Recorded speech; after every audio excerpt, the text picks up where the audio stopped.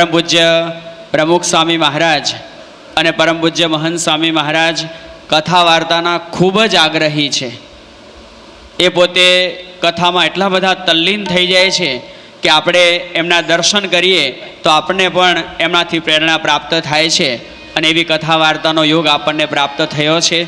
સદગુરુ નિષ્કુળાનંદ સ્વામી એ પોતે વાત કરે છે કે હળવે પુણ્ય હોય નહીં હરિકથાનો જોગ, મોટે ભાગે એ મળે ટાળે ભારે ભવ રોગ.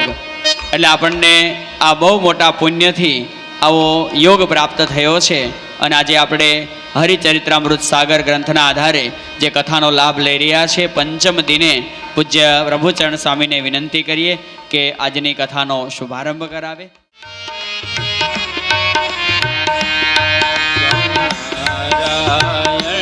સ્વામિનારાયણ સ્વામિનારાયણ સ્વામિનારાયણ સ્વામિનારાયણ સ્વામિનારાયણ સ્વામિનારાયણ સ્વામિનારાયણ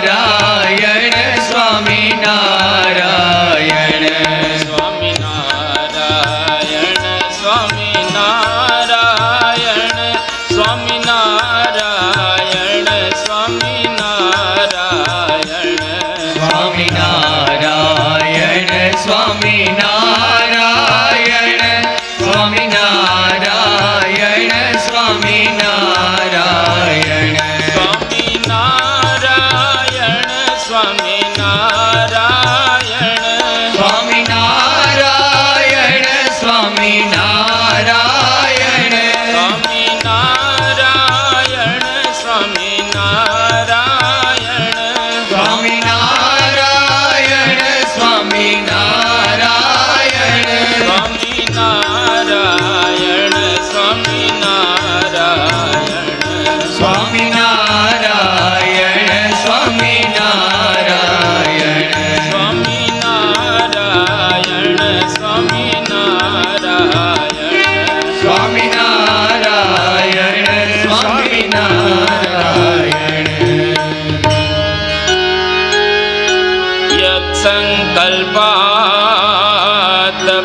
તપનો વાતી વાત સમિંદે વહ નિર્ધતે ધરણીરુદધી લંઘતે નૈવ વેલા સોયં શ્રીમાન નિખિલ જગતા અંતરાત્માવતીર્ણો ધર્મં રક્ષન દિશતુ કુશલમ સ્વામિનારાયણો નઃ યદ રોમ વિવરેલીના અંડાનામ કોટયઃ પૃથક તદક્ષરં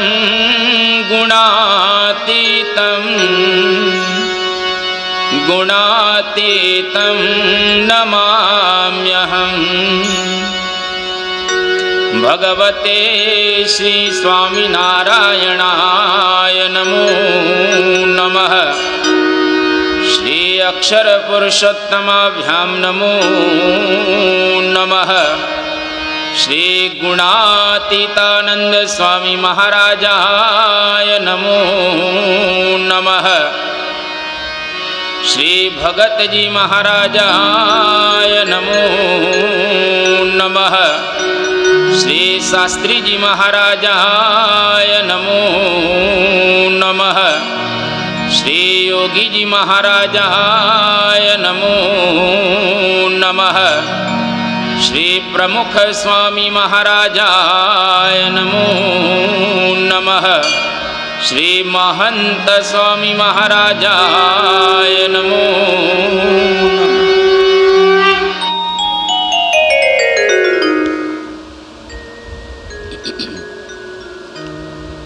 સર્વાવતારી ભગવાન સ્વામિનારાયણ જેઓના દિવ્ય ચરિત્રો આ હરિચરિત્રામૃત સાગરની અંદર ખૂબ સુંદર રીતે વર્ણવવામાં આવેલા છે. સદગુરુવર્ય આધારાનંદ સ્વામી, જેમણે આ ગ્રંથની અંદર મહારાજના અદ્ભુત દિવ્ય ચરિત્રોનું પ્રેમપૂર્વક આલેખન કરેલું છે. આજનો દિવસ આપણા માટે ધન્ય દિવસ રહેલો છે, કારણ કે આપ બધા વહેલા ઉઠી અને આજે સ્વામિનારાયણ મહાયજ્ઞની અંદર આ બધા લાભ લઈને પધાર્યા અને પવિત્ર ભૂદેવે ખૂબ સુંદર રીતે બધાને સંતોષ થાય, બધાને આનંદ થાય એ પ્રકારનો યજ્ઞ કરાવ્યો. અને આપ બધા પણ વહેલા ઉઠી અને આજે પધારેલા છો. આ સવારના સત્રની અંદર આપ બધાનું સ્વાગત છે. સ્વાગતમ વો મહાભાગા. આજે બીજી વાત પણ આનંદની એ કહેવાય કે ભગવાન સ્વામિનારાયણ આ ગ્રંથ પ્રમાણે જુનાગઢ વિસ્તારની અંદર પધાર્યા છે અને આપણા ગુરુવર્ય પરમ પૂજ્ય મહંત સ્વામી મહારાજ પણ જુનાગઢને આંગણે લાભ આપવા માટે પધાર્યા છે. આ યોગાનુયોગ ભગવાનનું સ્વરૂપ આજે પરમ પૂજ્ય મહંત સ્વામી મહારાજ એ પણ જુનાગઢ મંદિરને અલંકૃત કરી રહેલા છે અને ત્યાં આગળ ભક્તોને લાભ આપશે. અહીં આગળ આજે આપણને યજ્ઞની અંદર બાપાના આશીર્વાદ પ્રાપ્ત થયા. બાપાએ આપણને પણ આ પારાયણના આશીર્વાદ આપ્યા છે. બાપાએ બે જ શબ્દો કહ્યા છે. એમાંનો એક શબ્દ એવો કહ્યો બાપાએ કે રામેશ્વરની અંદર પારાયણ થવાની છે, ડંકો વાગશે. એટલે આ બાપાના પ્રાસાદિક શબ્દો રહેલા છે, આપણને સાંભળવા પણ છેલ્લા દિવસે મળશે. તો શ્રીજી મહારાજ વિચરણ કરતા કરતા જુનાગઢ વિસ્તારની અંદર પોતે પધાર્યા અને ગઈકાલે આપણે સાંભળ્યો ગઢ જૂનો ગિરનાર અને વાદળથી વાતો કરે. અદ્ભુત ગિરનાર પર્વત રહેલો છે. લગભગ આપણા ગુરુવર્યો આ ગિરનાર પર્વત ઉપર ચડીને આવ્યા છે. શ્રીજી મહારાજ ગિરનાર પર્વત ઉપર જાય છે અને એ દત્તાત્રેયની ટૂંક ટેકરી ત્યાં આગળ મહારાજ પધાર્યા.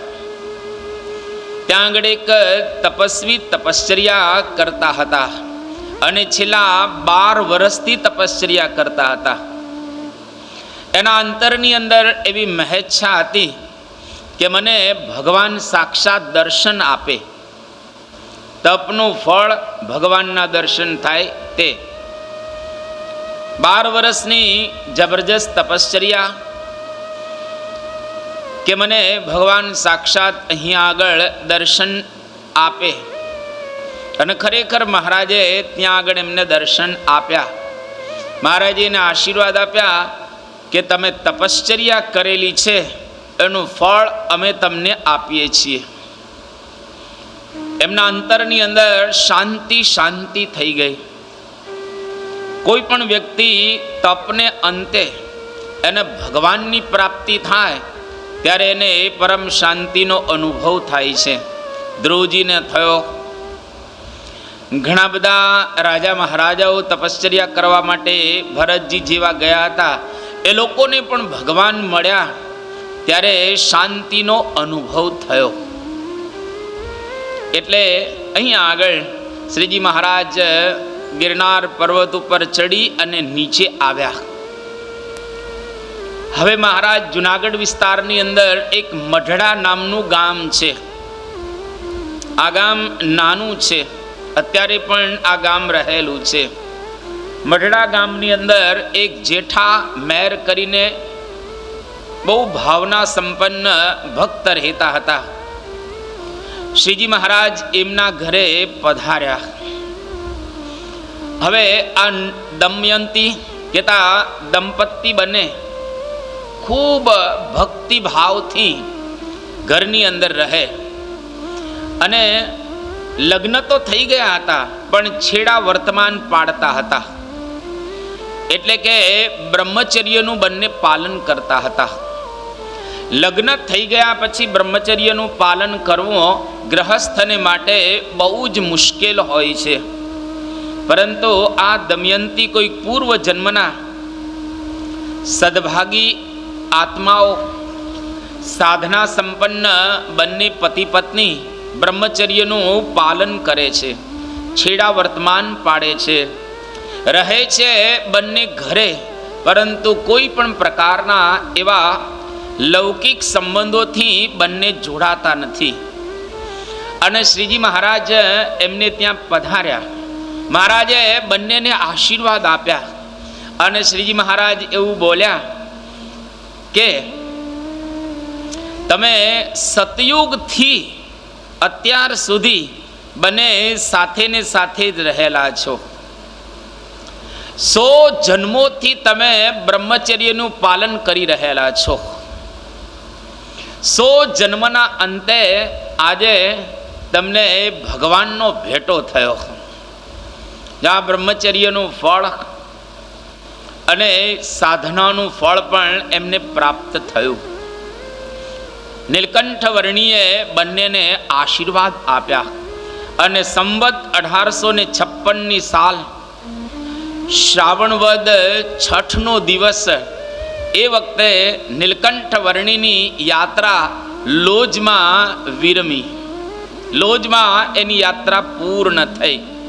બરાબર 7 વર્ષ 1 માસ અને 11 દિવસ થયા. ઘરનો ત્યાગ કર્યો એને અને લોજની અંદર પધાર્યા. બરાબર સંધ્યા ઢળી ત્યારે લોજની અંદર આવે છે. અને બીજો મત આધારાનંદ સ્વામી અહીંયા આગળ સરસ લખે છે કે ક્યારે બાલ પ્રભુ નીલકંઠ વર્ણી લોજની અંદર પધાર્યા. આધારાનંદ સ્વામીના અદ્ભુત શબ્દો રહેલા છે. શ્રી હરિ જન્મ સે મહારાજનો જન્મ થયો છપૈયાની અંદર અને મહારાજ 5 વર્ષ સુધી રહ્યા છપૈયામાં. ત્યાર પછી 6 વર્ષ રહ્યા અવધની અંદર. બરાબર 11 વર્ષે નીકળી ગયા. 3 વર્ષ રહ્યા નેપાળની અંદર અને 4 વર્ષની આ આખી યાત્રા. એટલે આ નીલકંઠ વર્ણીની ઉંમર અત્યારે લોજની અંદર આવ્યા ત્યારે 18 વર્ષની રહેલી છે. 18 વર્ષની વયે હવે લોજની અંદર પહેલી વખત પ્રવેશ કરે છે. કોઈ 18 વર્ષનો યુવાન હોય તો એ બહુ સારો લાગે. અને આ તો નીલકંઠ ભગવાન હતા એટલે લોજની અંદર સંધ્યા સમયે ત્યાં પધાર્યા. અનેક પથ્થર છે ત્યાં વાવની બાજુમાં. આજે પણ વાવ છે લોજની. એ વાવની બાજુમાં પથ્થર ઉપર આવીને બેઠા અને ગામના લોકો સવારનો પહોર હોય, સાંજનો સમય હોય એટલે પનિહારીઓ પાણી ભરવા માટે ત્યાં આગળ આવે.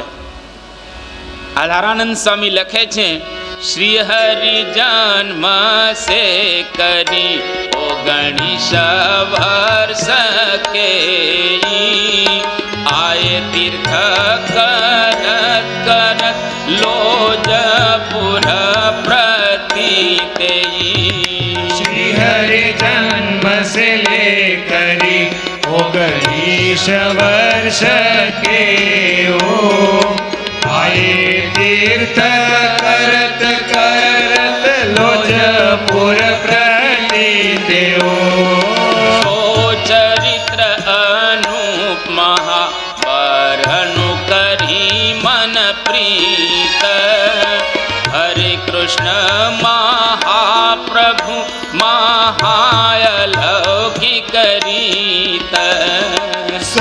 ચરિત્રયનુપમા બરનું કરી મન પ્રીત હરે કૃષ્ણ મહારાજ કી મહાઅલૌકિક રીત સંવત 1856 શ્રાવણ વદી છઠી સુખ આય હરી સુખ સદન બની રૂપ જોગીન્દ્ર સંવત 1856 શ્રાવણ વદી ષષ્ઠી સુખ આય હરી સુખ સદન બરે રૂપ જોગીન્દ્ર મહા.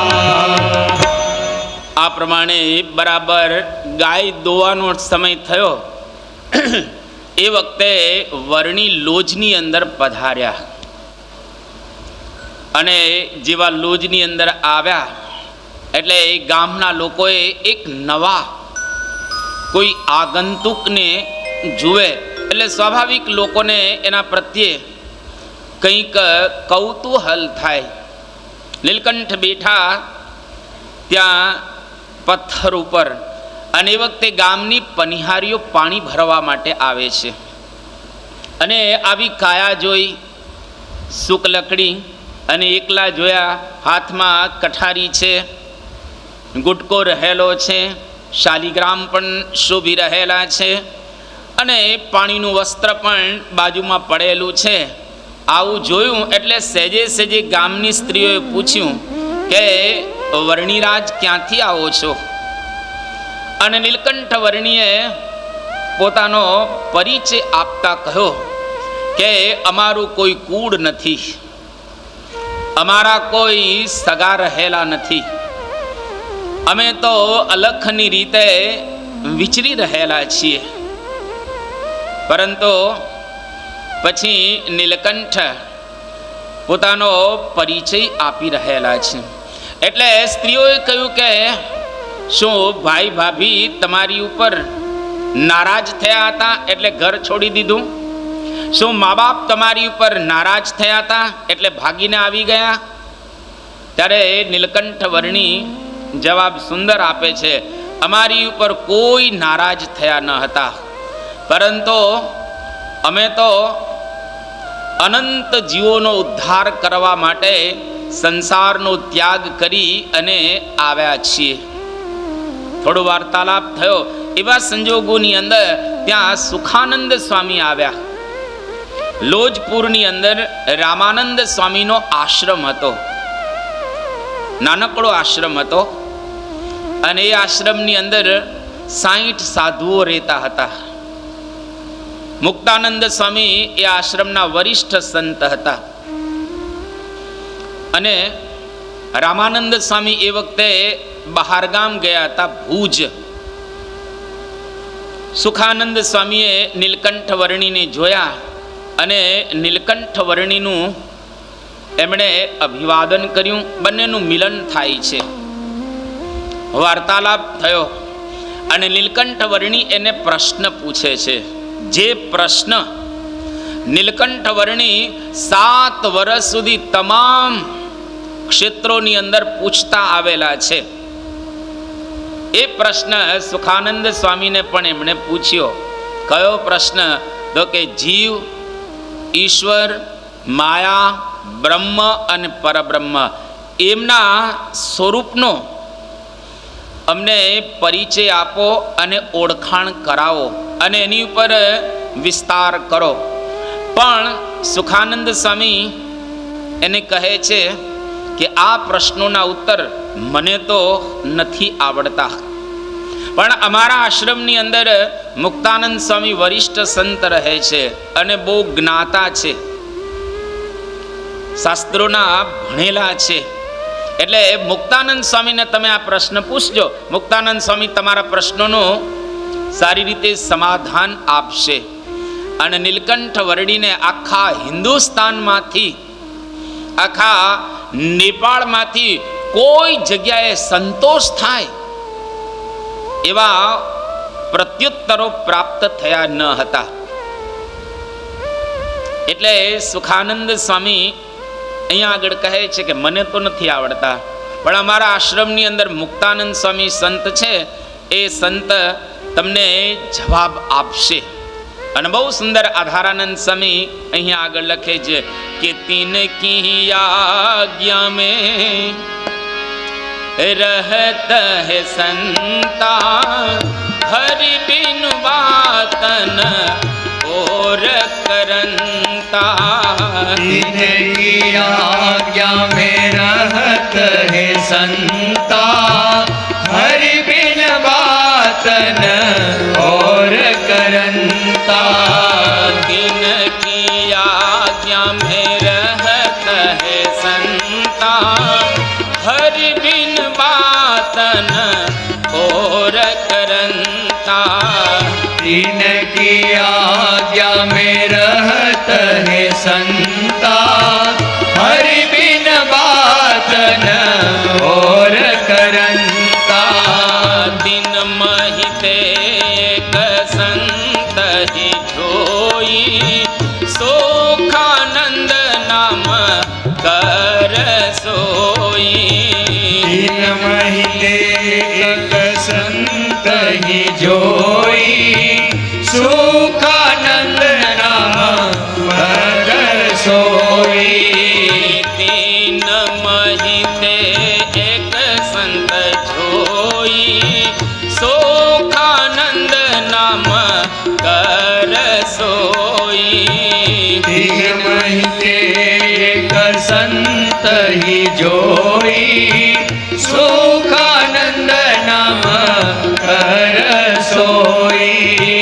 निज तेज प्रताप अनंता, देखे नहीं ऐसे को संता. निज तेज प्रताप अनंता, देखे नहीं ऐसे को संता.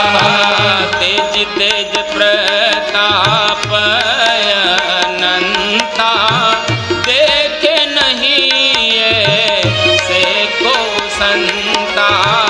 निज तेज प्रताप अनंता, देखे नहीं ऐसे को संता. ज्ञान वैराग्य जप तप जोगा, देहि आसक्त तजे और भोगा. ज्ञान वैराग्य जप तप जोगा, देहि आसक्त तजे और भोगा. देहि आसक्त तजे और भोगा. देहि आसक्त तजे और भोगा.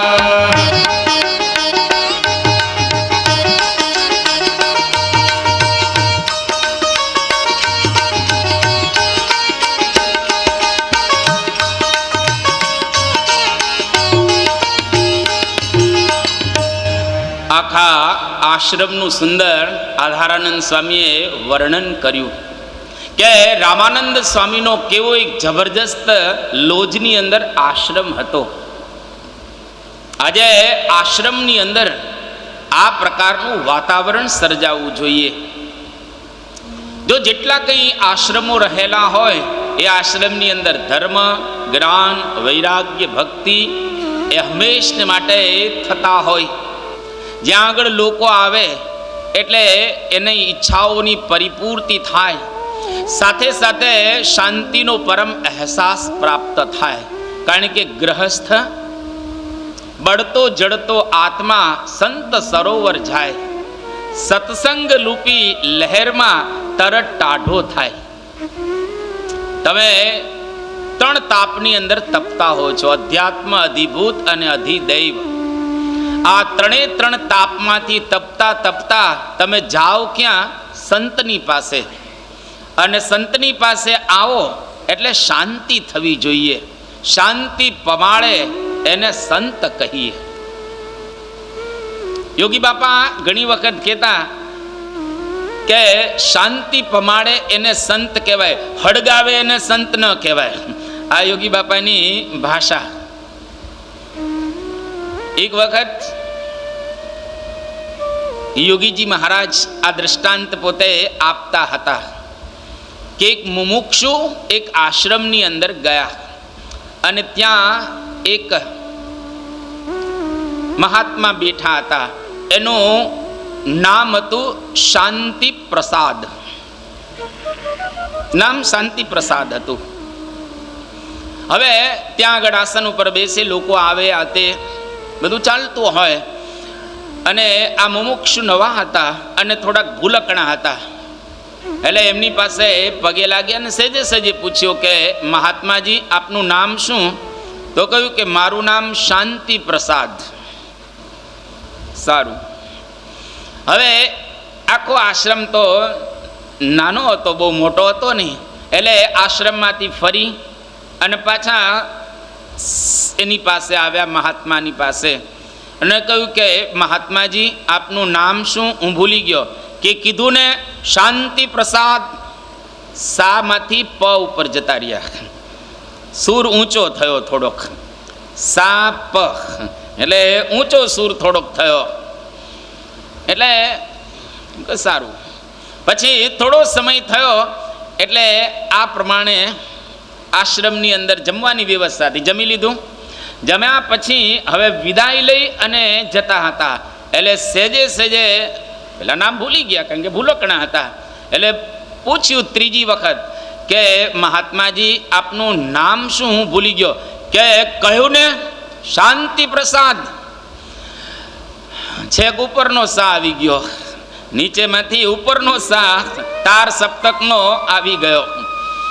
અને એ વખતે પેલા મુમુક્ષુએ કહ્યું કે મહાત્માજી તમારું નામ શાંતિ પ્રસાદ છે, એને બદલે અગ્નિ પ્રસાદ રાખી દો. શાંતિ પ્રસાદ ને બદલે અગ્નિ પ્રસાદ રાખો. સાધુ તો હંમેશા શીતળ રહે. શીતળ શાંતિ એમાં રહીને બોલે. સાધુને જો તો તમને આનંદ થવો જોઈએ. બહુ સુંદર વાત કરવામાં એ આવેલી છે.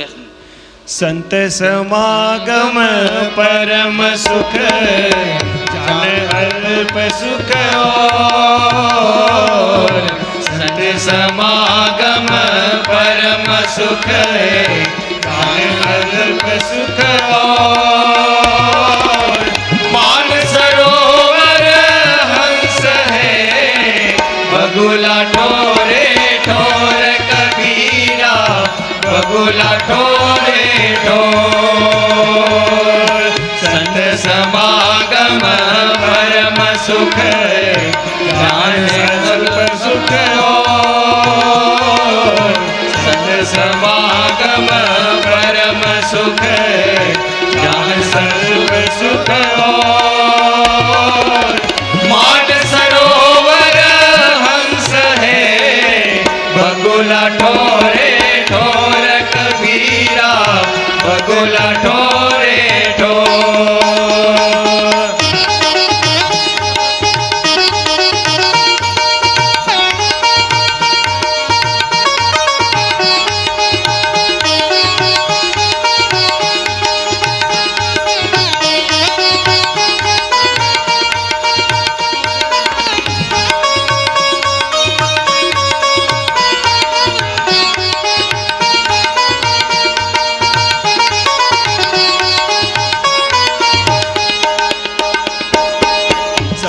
कीजे साधु की कभी न निष्फल हो. संगत कीजे साधु की कभी न निष्फल हो. लोहा पारस परसते सो भी कंचन होय कबीरा सो भी कंचन हो. कीजे साधु की कभी न निष्फल हो. संगत कीजे साधु की कभी न निष्फल हो. लोहा पारस परसते सो भी कंचन हो. होय कबीरा सो भी कंचन हो। આ પ્રમાણે સાધુના ખરેખર સંગ દ્વારા, સંતોના સમાગમ દ્વારા આપણા હૃદયની અંદર આનંદ થાય. તો આજે એવું એક સુંદર વાતાવરણ આ લોજની અંદર હતું અને નીલકંઠ વર્ણી પણ લોજનું વાતાવરણ હજુ એને માણ્યું નથી, પણ સુખાનંદ સ્વામીને મળ્યા, આનંદ થયો કે આશ્રમની અંદર કંઈક સારા સંતો રહેતા લાગે છે. પ્રશ્નનો ઉત્તર તો સુખાનંદ સ્વામી નથી આપી શકતા, પણ વિનંતી કરે છે કે તમે અમારા આશ્રમની અંદર આવો. આવતા પહેલા નીલકંઠ વર્ણી સુખાનંદ સ્વામીને જવાબ આપે છે કે નિર્ગતો હમ યદા ગેહા તત્પ્રભૃતિ એવ કરહિચી પ્રવિષ્ટો ન પુરમ જ્ઞામં પ્રાયો વત્સ્યામિ કાનને. જ્યારથી મેં ઘરનો પરિત્યાગ કર્યો છે ત્યારથી કોઈ ગામ કે નગરની અંદર પ્રાય હું ગયો નથી, પણ કાનન એટલે કે જંગલમાં જ રહ્યો છું. આશ્રમની અંદર હું આવતો નથી, હું ગામમાં નથી આવતો, હું વસ્તીમાં નથી આવતો. પણ સુખાનંદ સ્વામી એને વિનંતી કરે છે કે સારું, તમે વસ્તીમાં ન આવો તો હું મુક્તાનંદ સ્વામીને કહીશ કે અહીંયા આગળ તમારી પાસે આવે ને તમારા પ્રશ્નોના જવાબ આપે. નીલકંઠ વર્ણીએ વિચાર કર્યો કે વરિષ્ઠ સંતને અહીં આગળ બોલાવવા એના કરતાં આપણે ત્યાં આગળ જઈએ એ સારું ગણાય અને આશ્રમનું વાતાવરણ પણ જોવા મળશે. નીલકંઠ વર્ણી ત્યાં જાય છે અને જેવા આશ્રમની અંદર પધાર્યા, પહેલી જ વખત જે આશ્રમ જોયો અને નીલકંઠ વર્ણી ખુશ થઈ ગયા. એમને નક્કી કરી નાખ્યું કે હવે અહીં આગળ અમારી યાત્રાની સમાપ્તિ કરવી છે. હવે એક નૂતન માર્ગ આપણે અહીંયા આગળથી શરૂ કરવો છે. આશ્રમની અંદર નીલકંઠ વર્ણીય વાતાવરણ જોયો અને નક્કી કરી દીધો કે જેના માટે હું આવ્યો છું આ લોકની અંદર, જીવોનું આત્યંતિક કલ્યાણ કરવા માટે, એ હવે મારે પ્રારંભ કરવો છે. અનંત લોકોને મારે સદમાર્ગે ચલાવવા છે અને યાવત ચંદ્ર દિવાકરો આ પૃથ્વી ઉપર સૂર્ય અને ચંદ્ર તપતા રહે ત્યાં સુધી મારો સિદ્ધાંત લોકો પ્રાપ્ત કરતા રહે અને એ પ્રમાણે જીવન જીવી અને આત્યંતિક મુક્તિને પ્રાપ્ત કરી શકે એવા દર્શનનો પણ મારે અહીંયા આગળથી પ્રારંભ કરવો છે. અનંત જીવોને મારે સાધનાનું ફળ આપવું છે. ભૂલાઈ ગયેલો વૈદિક માર્ગ એનું મારે સમાર્જન કરવું છે. ભાંગેલી ધર્મની પાળો એને મારે સમારવી છે અને એક નૂતન સંપ્રદાયનું મારે સ્થાપન કરવું છે. એક નૂતન તત્વજ્ઞાનનો મારે પ્રારંભ કરવો છે. અંધશ્રદ્ધા, વહેમ અને વિષયોથી લોકોને મારે પર કરવા છે. એક સનાતન હિન્દુ ધર્મને મારે ઉજાગર કરવો છે. સનાતન હિન્દુ ધર્મની અંદર કંઈક મારે વિશેષ આપવું છે. જો આપણો સનાતન હિન્દુ ધર્મ હજારો વર્ષથી મહાપુરુષો દ્વારા પલ્લવિત થઈ રહેલો છે અને હજારો સાલ સુધી આ પૃથ્વી પર આપણો ધર્મ રહેશે, એને નષ્ટ ભ્રષ્ટ કરવાના લોકો ઘણા ઉપાય કરી રહેલા છે, પરંતુ આ હિન્દુ સનાતન ધર્મ એની પાળો કોઈ દિવસ તૂટશે નહીં. એના પાયા પાતાળે રહેલા છે. આપણા આ ધર્મને મિટાવવા માટે, નાશ કરવા માટે આજે પણ લોકો પ્રયત્ન કરી રહેલા છે. એટલે આપ બધા પણ અહીં આગળ જ્યારે પારાયણ સાંભળવા માટે પધાર્યા છો અને આ માધ્યમ દ્વારા હજારો લોકો સાંભળતા પણ હશે, તમામ લોકોએ એટલું તો નક્કી કરવું કે સૌથી પહેલા આપણે સનાતન હિન્દુ ધર્મના અનુયાયી રહેલા છીએ. આપણો ધર્મ એક છે. 100 કરોડ હિન્દુઓ છે અને 100 કરોડ જો એક થાય તો જબરજસ્ત એક તાકાત ઉત્પન્ન થઈ જાય. ભલે હિન્દુ ધર્મની અંદર સંપ્રદાયો કે શાખા પ્રશાખાઓ અનંત હોય, પરંતુ આપણે બધા એક છીએ. એટલે હિન્દુ ધર્મનું કોઈ પણ જગ્યાએ કોઈ પણ સારું કામ થતું હોય તો આપણે ત્યાં ટેકો અડાડવો, હાથથી અડાડવો, મનથી અડાડવો, તનથી અડાડવો અને બની શકે તો ધનથી ને અડાડવો. અને આજે આનંદની વાત કહેવાય કે આજે કેટલાય એવા ગુરુઓ, સદગુરુઓ, સાધુઓ, સંન્યાસીઓ, મહાપુરુષો આ ધર્મનું રક્ષણ કરી રહેલા છે અને એ ધર્મના મૂળ ખૂબ ઊંડા છે. કોઈ દિવસ ધર્મ આપણો નાશ નહીં પામે.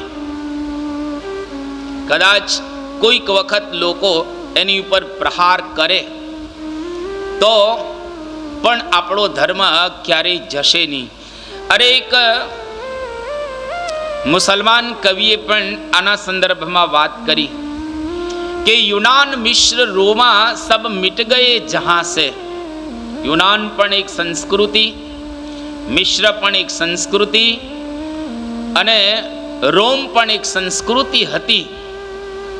तो यूनान मिश्र रोमा सब मिट गए जहां से अब तक मगर है बाकी नामो निशा हमारा. कुछ बात है कि हस्ती मिटती नहीं हमारी. કંઈક એવી વાત રહેલી છે, કંઈક એવું તત્વ ને સત્વ આ ધર્મની અંદર રહેલું છે કે હસ્તી મિટતી નહીં હમારી. સદીઓ રહા હૈ દુશ્મન દૌરે જમા હમારા. આ દેશને ગમરોડવા માટે, આ દેશનો નાશ કરવા માટે, આ સંસ્કૃતિને નષ્ટ ભ્રષ્ટ કરવા માટે ઘણા લોકોએ પ્રયત્ન કર્યા. શક આવ્યા, હુણ આવ્યા, કુષાણ આવ્યા, ડચ આવ્યા, ફિરંગીઓ આવ્યા, આ બાજુ અંગ્રેજો આવ્યા, મુસલમાન આવ્યા અને અત્યારે લોકો પ્રયત્ન કરી રહેલા છે. પણ कुछ बात है कि हस्ती मिटती नहीं हमारी. सदियों रहा है दुश्मन दौरे जमा हमारा. सारे जहां से अच्छा हिंदुस्तान हमारा. ગર્વથી આપણે કહેવાનું કે અમે હિન્દુ છીએ, ગર્વથી કહેવાનું. અને છોકરાઓ અને દીકરીઓને એ ગળથુથીમાં સંસ્કાર પાવાના કે અમે હિન્દુ રહેલા છીએ. કોઈ જગ્યાએ હિન્દુત્વનો પરિચય આપવાનો હોય તો પહેલો પરિચય આપવાનો કે અમે હિન્દુ છીએ. આપણે સ્વામિનારાયણ સંપ્રદાયના છીએ પછી, પણ આપણે બધા જ હિન્દુઓ છીએ.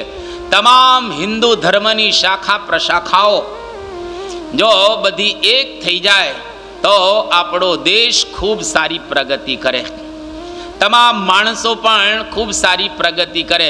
અને એક સમય આપણો હિન્દુસ્તાન દેશ એવો હતો, આજથી 2,500 વર્ષ પૂર્વે આ હિન્દુસ્તાનની અંદર લોકો આવતા હતા. આપણે ત્યાં તક્ષશિલા, નાલંદા, વલ્લભી આ બધી વિદ્યાપીઠો હતી જેની અંદર 10-10 હજાર વિદ્યાર્થીઓ ભણતા હતા. 20-20 આ જેને કહેવાય બહારથી લોકો આપણા દેશની અંદર આવતા હતા. દેશોમાંથી, આજુબાજુના તમામ દેશોમાંથી આપણે ત્યાં ભણવા આવતા લોકો. અને લગભગ કહીએ 60 જેટલી ફેકલ્ટીઓ હતી. તમને આશ્ચર્ય થશે, મુસલમાનોએ કહેતા એ વખતના જે મુસલમાન રાજાઓ હતા એને આ તક્ષશિલા અને નાલંદા વિદ્યાપીઠોને સળગાવી. એ વિદ્યાપીઠોને સળગતા લગભગ 2 મહિના થયેલા છે. વિચાર કરો કેટલા પુસ્તકો હશે આ વિદ્યાપીઠોની અંદર. આ ભારતનો ખજાનો. એક એક ઘરે સોનાના ઢેર હતા, સિક્કા સોનાના. લોકોને ખબર નહોતી કે અમારે ત્યાં કેટલું સોનું છે. હું તમને એક જ ખાલી દ્રષ્ટાંત આપું. મોહમ્મદ ગઝનવી અથવા તો ગઝની સોમનાથ મંદિરને લૂંટવા માટે એક વખત નહીં 17 વખત આવ્યો છે. એક વખત મંદિર લૂંટી જાય તો આપણા બ્રાહ્મણો અને બધા ભાવિકો હિન્દુઓ પુનઃ એ મંદિરની અંદર એટલી ને એટલી પાછી સમૃદ્ધિ કરી દે અને પાછો લૂંટે. કોઈ રાજાઓ ભેગા ન થયા કે આપણે એનો વિરોધ કરીએ. આખું હિન્દુસ્તાન ભેગું થઈ જવું જોઈતું હતું પણ ભેગા ન થયા અને 17 વખત લૂંટ્યું એક સોમનાથ મંદિર. અને કેટલા ઊંટો, કેટલા હાથીઓ, એની ઉપર ઝેવરાત, સોનું, ચાંદી ભરી ભરી અને ત્યાં આગળ લઈ ગયા.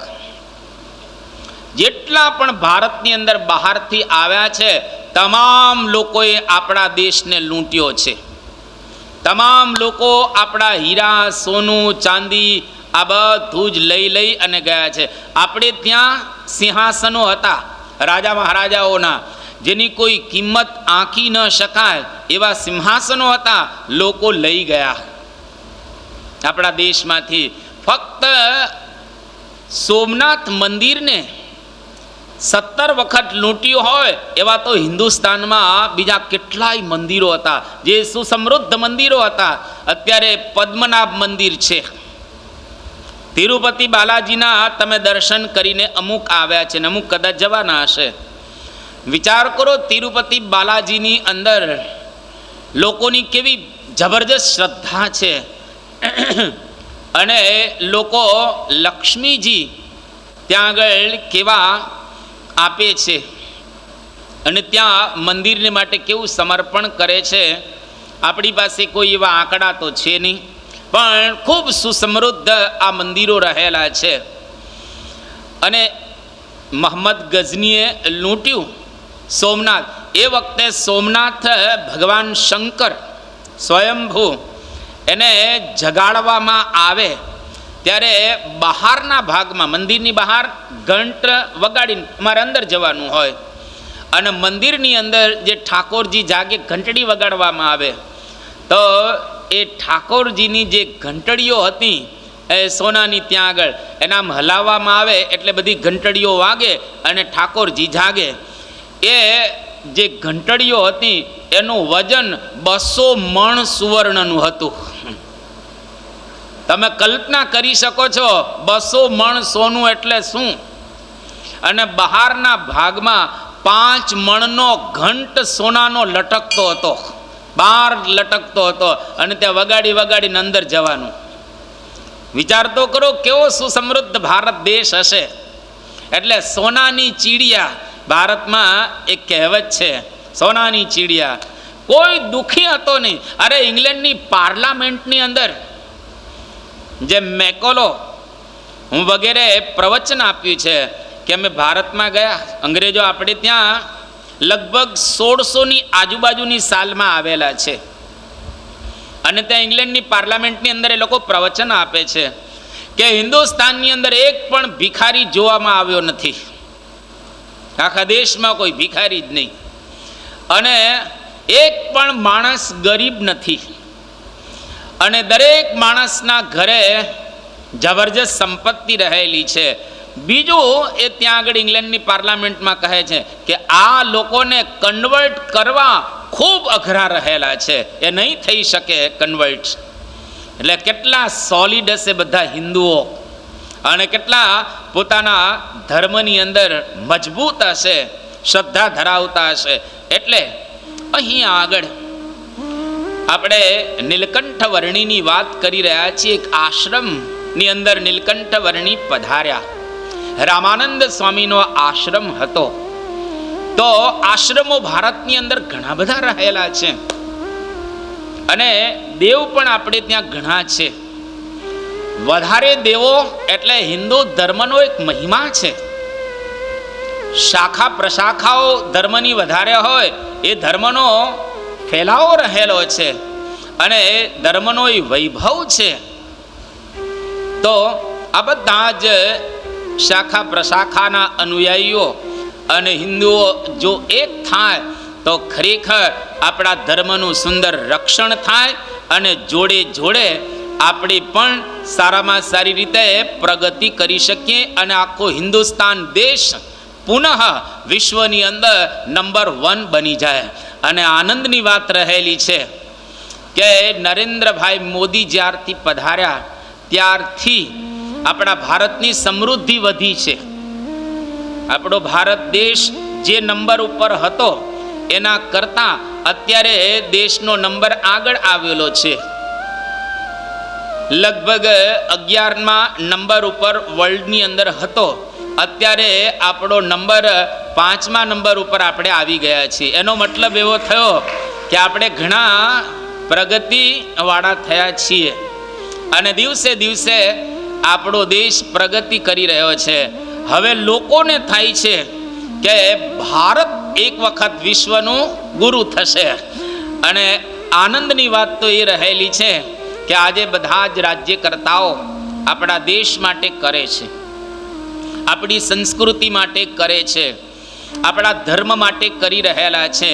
આપણે પણ એની અંદર જો ખરેખર ટેકો અડાડીશું તો દેશનું ભલું થશે, લોકોનું ભલું થશે અને 140-42 કરોડ આપણા ભારતની અંદર ભારતીયો હિન્દુસ્તાનીઓ રહેલા છે, તમામનું સારું થશે અને તમામ લોકો ખૂબ સારી રીતે ભજન ભક્તિ માળા માનસી કથા કીર્તન કરતા થશે અને સુસમૃદ્ધ બનશે.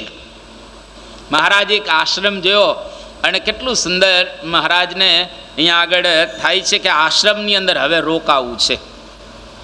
આજ સુધી ક્યાંય રોકાયા નથી, આજ સુધી કોઈ જગ્યાએ ઠરીને ઠામ થયા નથી, પણ આજે એમની ઈચ્છા થઈ કે હવે આ આશ્રમની અંદર રોકાવું છે. અને મુક્તાનંદ સ્વામી એમને મળ્યા. મુક્તાનંદ સ્વામીને જીવીશ્વર માયા બ્રહ્મ અને પરબ્રહ્મ સંબંધી પ્રશ્ન પૂછ્યા. અને મુક્તાનંદ સ્વામી બહુ નમ્ર સાધુ હતા અને અતિશય મુક્તાનંદ સ્વામી દેખાવડા હતા, અતિશય રૂપાળા પણ હતા. એવું કહેવાય છે કે ચાંદનું પ્રતિબિંબ મુક્તાનંદ સ્વામીના શરીર ઉપર પડે એવા મુક્તાનંદ સ્વામી પોતે ગૌર વર્ણના હતા.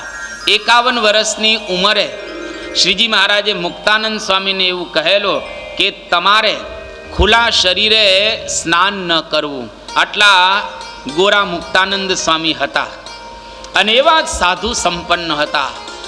મુક્તાનંદ સ્વામીએ પોતાનો પરિચય આપ્યો. એક વખત શ્રીજી મહારાજ ગરડામાં વિરાજમાન હતા અને દરેકનો પરિચય પૂછતા હતા કે તમારી વિશેષતા.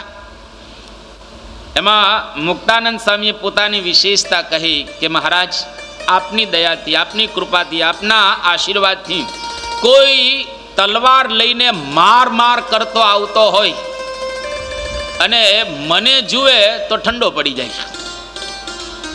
તલવાર લઈને માર કરતો આવતો હોય, ફક્ત મને જુએ તો ઠંડો પડી જાય. આ મારી વિશેષતા રહેલી છે, એ પણ આપના પ્રતાપથી રહેલી છે. કેવી સાધુતા હશે, કેવા સૌમ્ય હશે અને કેવો ભગવાનનો એને મહિમા સમજાયો હશે અને કેવા ભક્તિ સંપન્ન સાધુ હશે જેને જોવાથી, જેના દર્શનથી કોઈ માર કરતો આવતો હોય અને ઠંડો પડી જાય. એ કેવી સાધુતા કહેવાય. અને ખરેખર એવી સાધુતા આજે પરમ પૂજ્ય મહંત સ્વામી મહારાજની રહેલી છે અને એવી સાધુતા પરમ પૂજ્ય પ્રમુખ સ્વામી મહારાજની હતી. પરમ પૂજ્ય પ્રમુખ સ્વામી મહારાજ કેનેડાની અંદર ગયા હતા. એ વખતે બોબ કપલાન પહેલી વખત પ્રમુખ સ્વામી મહારાજના દર્શન કરે છે અને દર્શન કરીને એવું બોલ્યા કે પ્રમુખ સ્વામીના મને દર્શન થયા અને પહેલા દર્શને જાણે હું શાંતિના જરામાં ઝબકોડાઈ ગયો હોઉં અને મારી આજુબાજુ શાંતિ પ્રસરી વળેલી હોય એવો મને દિવ્ય અનુભવ આ થયો.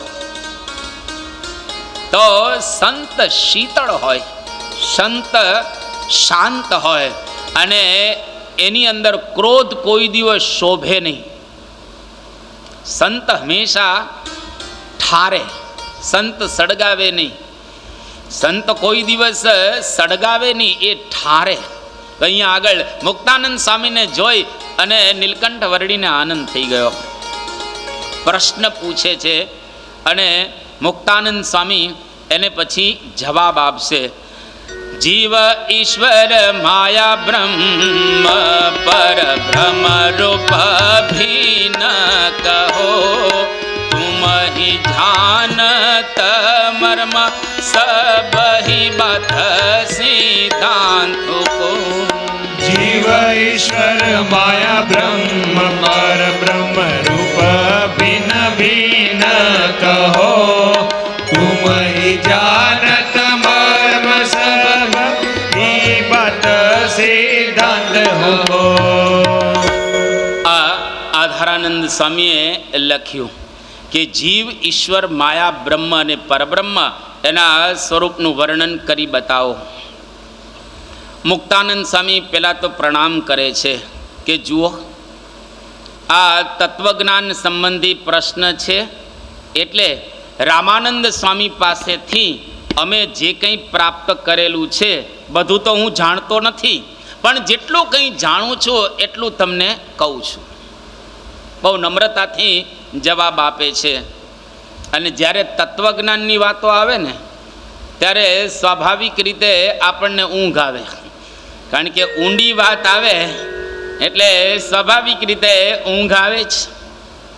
અને એમાંય આજે તો આપણે સવારે વહેલા ઉઠ્યા છીએ, સવારના પહોરમાં વહેલા પધાર્યા યજ્ઞ માટે.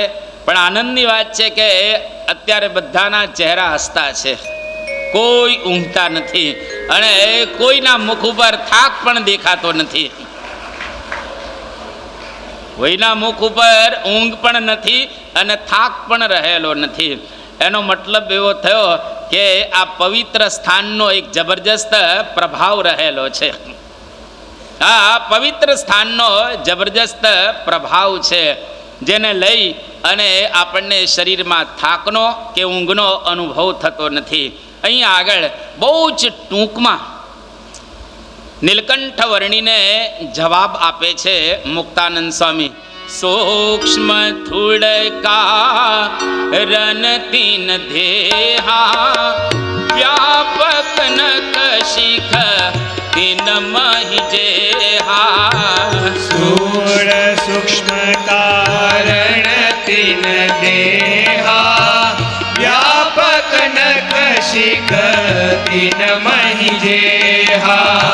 સ્થૂળ સૂક્ષ્મ કારણ તીન દેહા, વ્યાપક ન કશિખ તીન મહી જેહા. સ્થૂળ સૂક્ષ્મ કારણ તીન દેહા, વ્યાપક નખ શિખ તીન મહી જેહા. अंतकरण इंद्री के आधारा, सब क्रिया करे सबसे न्यारा. अंतकरण इनके आधारा, सब क्रिया करे सबसे न्यारा. अजर अमर निरंश कहावे, अछेद्य विकल छन रहावे. अजर अमर निरंश कहावे, अछेद्य विकल छन रहावे. नित्य सनातन अचल जेहा, ज्ञानवान जिये लक्षण है तेहा. नित्य सनातन अचल है जेहा, ज्ञानवान जिये लक्षण है तेहा. ज्ञानवान जिये लक्षण है तेहा. ज्ञानवान जिये लक्षण है तेहा.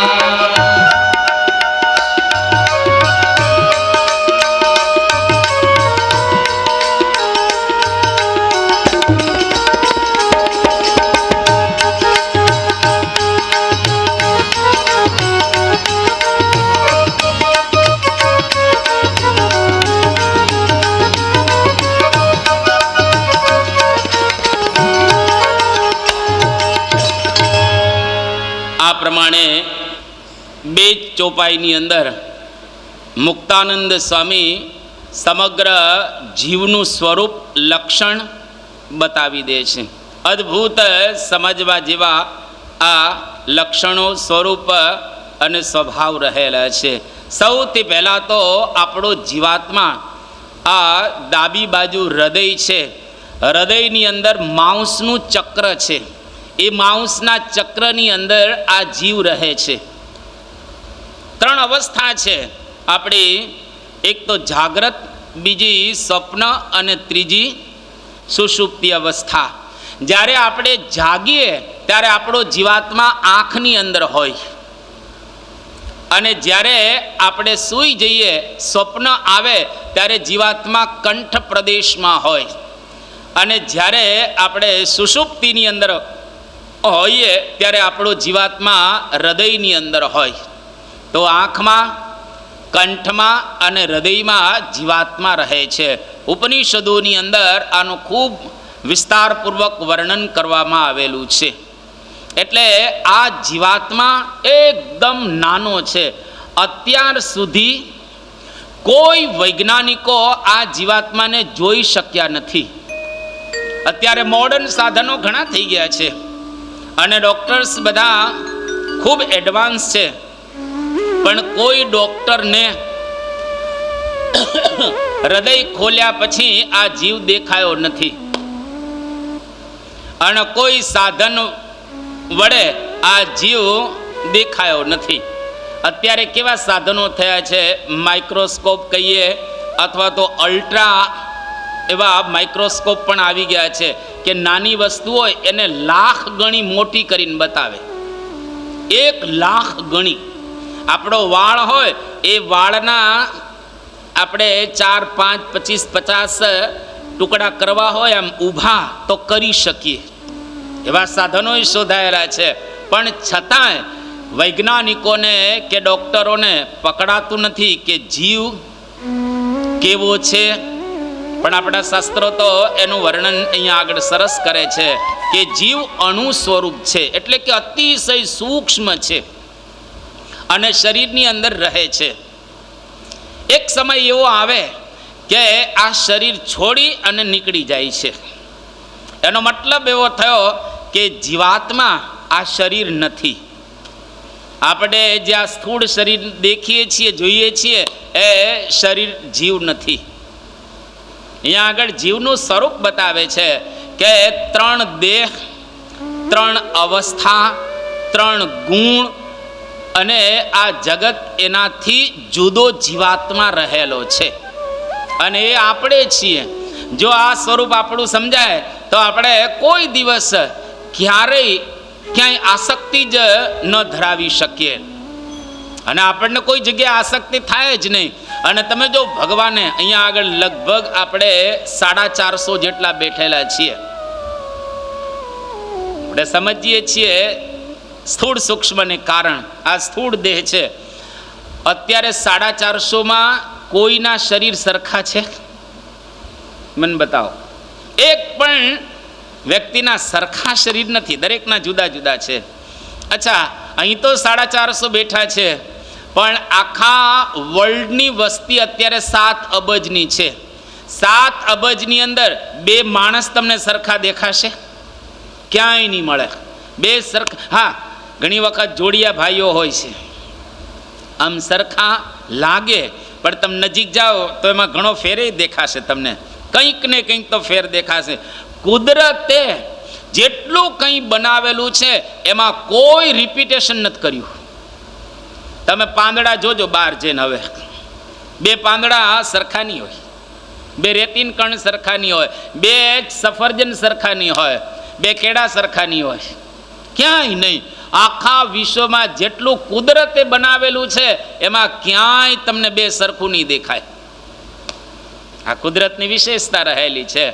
એટલે પહેલાં આપણે સ્થૂળ શરીર, ઘણી વખત લોકો સરખામણી કરતા હોય છે કે હું ફલાણા જેવો નથી, પણ કોઈ દી સરખામણી કરવી જ નહીં, કારણ કે આપણા જેવા કોઈ છે જ નહીં. આ માસ્ટરપીસ છે, બીજો કોઈ હોય તો ને આપણા જેવા. કોઈની સાથે સરખામણી જ નહીં કરવાની. મારા જેવો હું એકલો રહેલો છું, બીજો મારા જેવો છે જ નહીં દુનિયામાં. એટલે જરા આપણે ખુમારી રાખવાની, તમે જેવા હો તેવા, પણ આપણા જેવો બીજો કોઈ છે જ નહીં. એટલે કોની સાથે આપણે સરખામણી કરવાની હોય? એટલે આપણે અહીંયા આગળ, અને ભગવાને બહુ વિશેષતા મૂકેલી છે. ભગવાન આ સ્થૂળ દેહમાં આપણને આસક્તિ ન રહે એટલા માટે કંઈક ખામી મૂકી દીધી છે. હું તમને બતાવું. જો ઘણા માણસો નીચા હોય, આમ થોડાક નીચા હોય, એવરેજથી 5 ફૂટની હાઈટ હોય ને એની આજુબાજુ હોય, અને જેવા અરીસામાં જુએ ને એટલે એને દરેક વખત એવું થાય કે થોડોક ઊંચો કરી દીધો હોત તો શું વાંધો હતો. આપણે એને કંઈ 5 ફૂટ હોય ને 2-3 ઇંચ હોય એટલે આમ એવરેજ થઈ જાય ને, 2-13 ઇંચ હોય એટલે એવરેજ થઈ જાય, વાંધો ન આવે. એટલે એને નીચા. અમુક માણસો બહુ ઊંચા હોય, એટલા બધા ઊંચા હોય કે ન પૂછો વાત. એને દર વખતે ક્યાંક ને ક્યાંક ભટકાતા જ હોય, અથડાતા જ હોય કોઈક ને કોઈક જગ્યાએ. એટલે એને શું થાય કે થોડોક નીચો કરી દીધો તો શું વાંધો હતો, એને એવું રહ્યા કરે. અમુક માણસો જાડિયા હોય, રહસી જાડિયા. પાછા કે શું કે હું ખાઉં છું ઓછું, પણ ખબર નહીં શું થાય છે, ખાતા જ હોય, એના વિના કાંઈ જાડા થવાય નહીં. પણ એ જાડા હોય, આમ થોડાક એવરેજ કરતાં થોડાક વધારે જાડા હોય. એટલે જ્યારે જ્યારે અરીસામાં જુએ ત્યારે એમ થાય કે થોડોક પાતળો હોત તો જામી જાત, થોડોક પાતળો હોત તો જામી જાત, પણ હવે પાતળો થાય જ નહીં. અને પાછા વ્રત ને ફલાણું ઢીકડું ને આન તેન બીજું ત્રીજું કરી અને પાતળા થાય ખરા, પણ પાછા એવા ને એવા.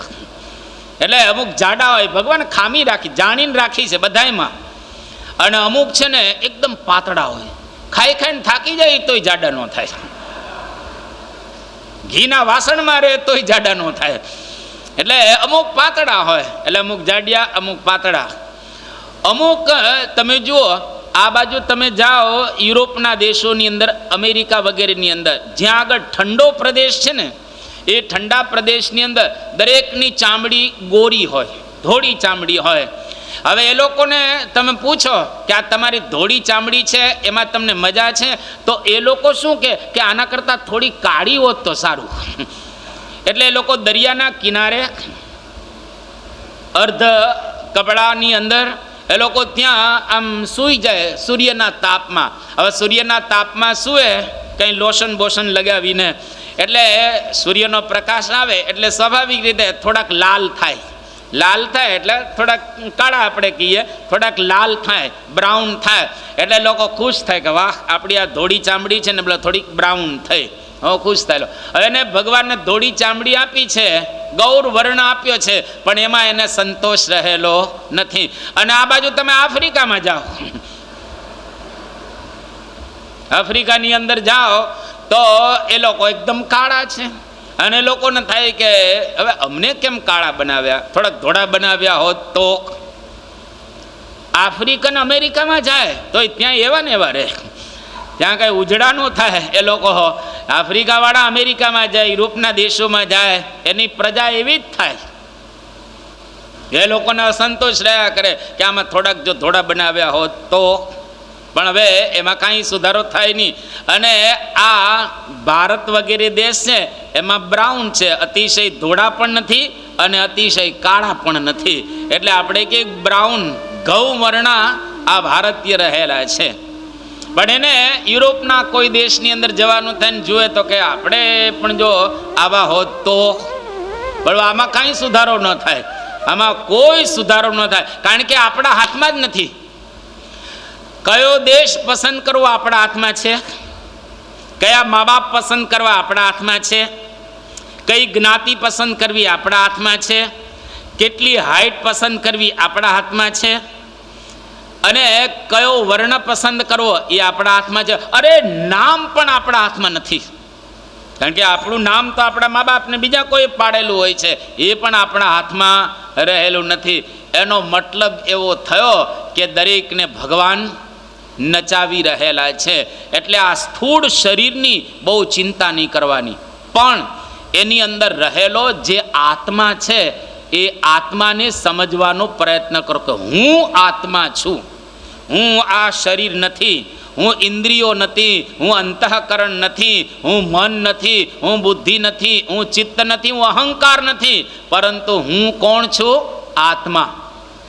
અત્યારે તો વાંધો ન આવે, પણ જ્યારે સભા છૂટે અને પ્રસાદમાં રહી જાય ને ત્યારે ખબર પડે કે હું કોણ છું. ગુણાતીતાનંદ સ્વામી એક વખત જુનાગઢની અંદર વાતો કરતા હતા કે હું આત્મા છું, આત્મા છું. બધા સભાની અંદર તો સાંભળતા જ હોય. એમાં રહ્યા ભગત હતા એક, અને એને લાગે કે હું આત્મા છું. ગુણાતીતાનંદ સ્વામી કે એ રહ્યા અહીંયા આવ. એ કે સ્વામી કોણ રહ્યો? હાથ રહ્યો, પગ રહ્યો, માથું રહ્યું?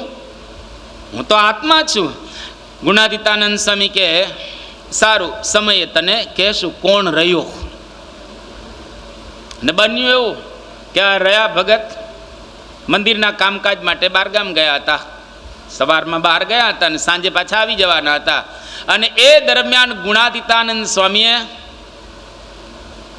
ઇક્ષુ ઉત્સવ કર્યો. ઇક્ષુ એટલે શેરડી, શેરડીનો ઉત્સવ કર્યો. માદડિયા શેરડીમાંથી બનાવ્યા અને એ બધાને આ નાના નાના જે કહેવાય ને શેરડીના કટકા આપ્યા બધાને. 2, 3, 4 સરસ શેરડી આવેલી. ધોળી શેરડી હતી, પોચી શેરડી હતી, અને ઓલી કાળી પોચી શેરડી આવે છે ને, અને ધોળી પણ આવતી હોય. દરેકને ગુણાતીતાનંદ સ્વામી આપે છે થોડું થોડું. અને પૂરું થઈ ગયું બધું જ. ત્યાં પેલા રહ્યા ભગત આવ્યા. અને રહ્યા ભગત આવીને, કારણ કે આ બધાને પ્રસાદ તો આપી દીધો ને કલાક થઈ પણ ગયેલી હતી, એટલે હવે રહ્યા ભગત આવીને ગુણાતીતાનંદ સ્વામીને કે સ્વામી તમારે કામ કરાવવાનું હોય તો રહ્યો, ફલાણા કામની અંદર તમારે જોડવાનું હોય તો કે રહ્યો, ફલાણી જગ્યાએ જવું હોય તો કે રહ્યો. આ બધી જગ્યાએ તમે રહ્યો રહ્યો રહ્યો એવી રીતે મને તમે ચીંધો છો બધું કામ. પણ આ શેરડી બધાને તમે આપી એ વખતે તમે મને કેમ યાદ ન કર્યો? રહ્યો આ એને તમે મને કેમ ન યાદ કર્યો? તારા ગુણાતીતાનંદ સ્વામી કહે કે તું કહેતો તો ને કે આમાં કોણ રહ્યો? આ જે બોલે છે ને એ રહ્યો બોલે છે. અત્યારે જે બોલે છે ને રહ્યો એમ કરીને ગુણાતીતાનંદ સ્વામી ઊંચું કર્યું. હા, ઊંચું કર્યું ગાદી.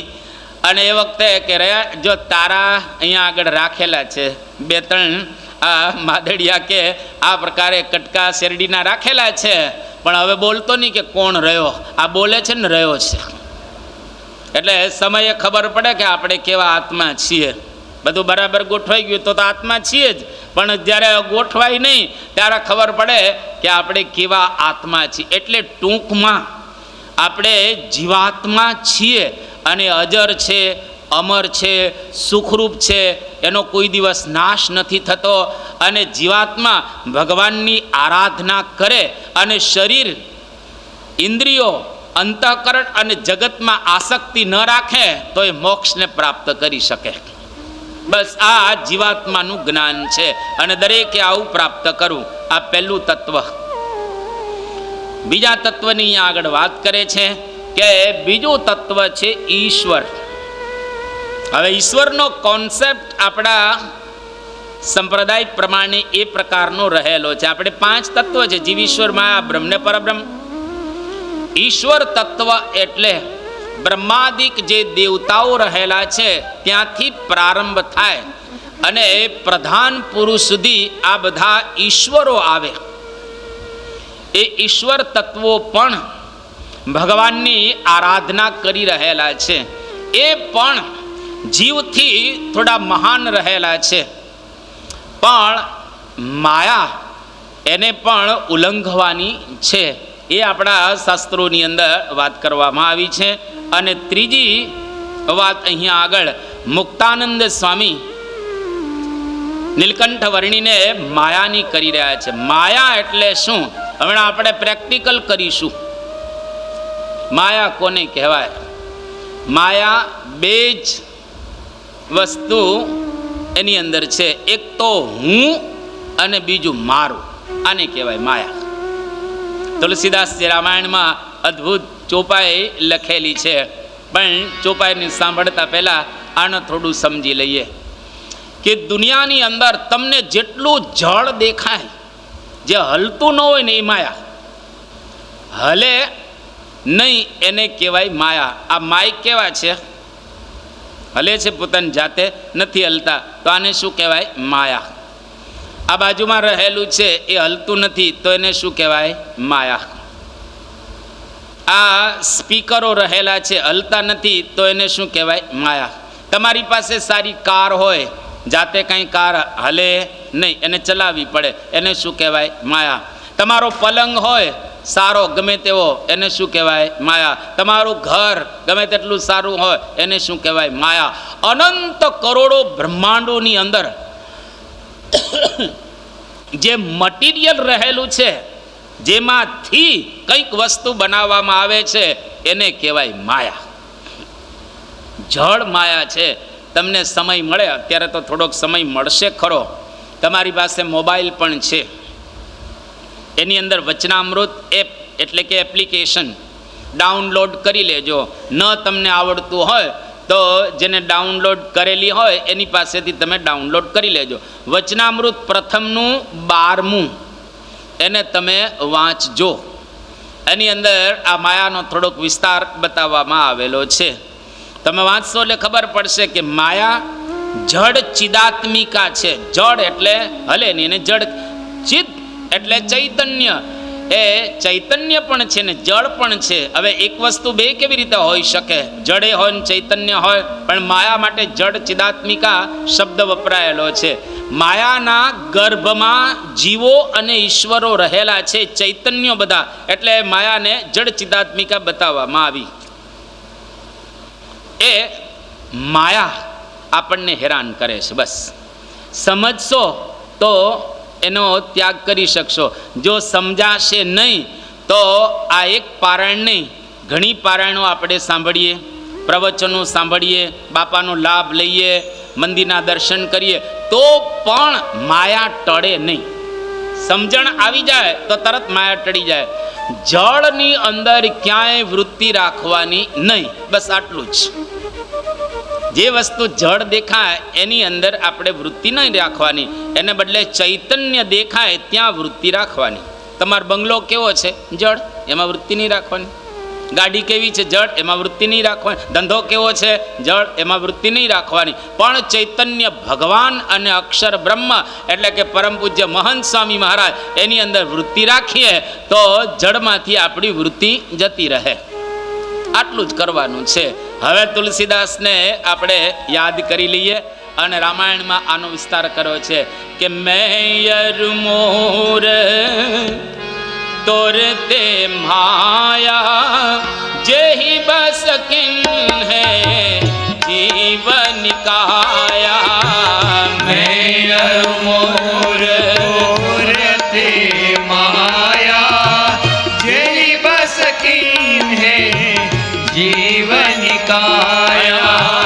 मैयर मोर तोरते माया जेहि बस जिन है जीवन काया. मैयर मोर तोरते माया जेहि बस किन है जीवन काया. गो गोचर जहाँ लगी मन जाई सो सब माया जाने हूँ भाई. गो गोचर जहाँ लगी मन जाई सो सब माया जाने हूँ भाई. गो गोचर जहाँ लगी मन जाई सो सब माया जाने हूँ भाई. गो गोचर जहाँ लगी मन जाई सो सब माया जाने हूँ भाई.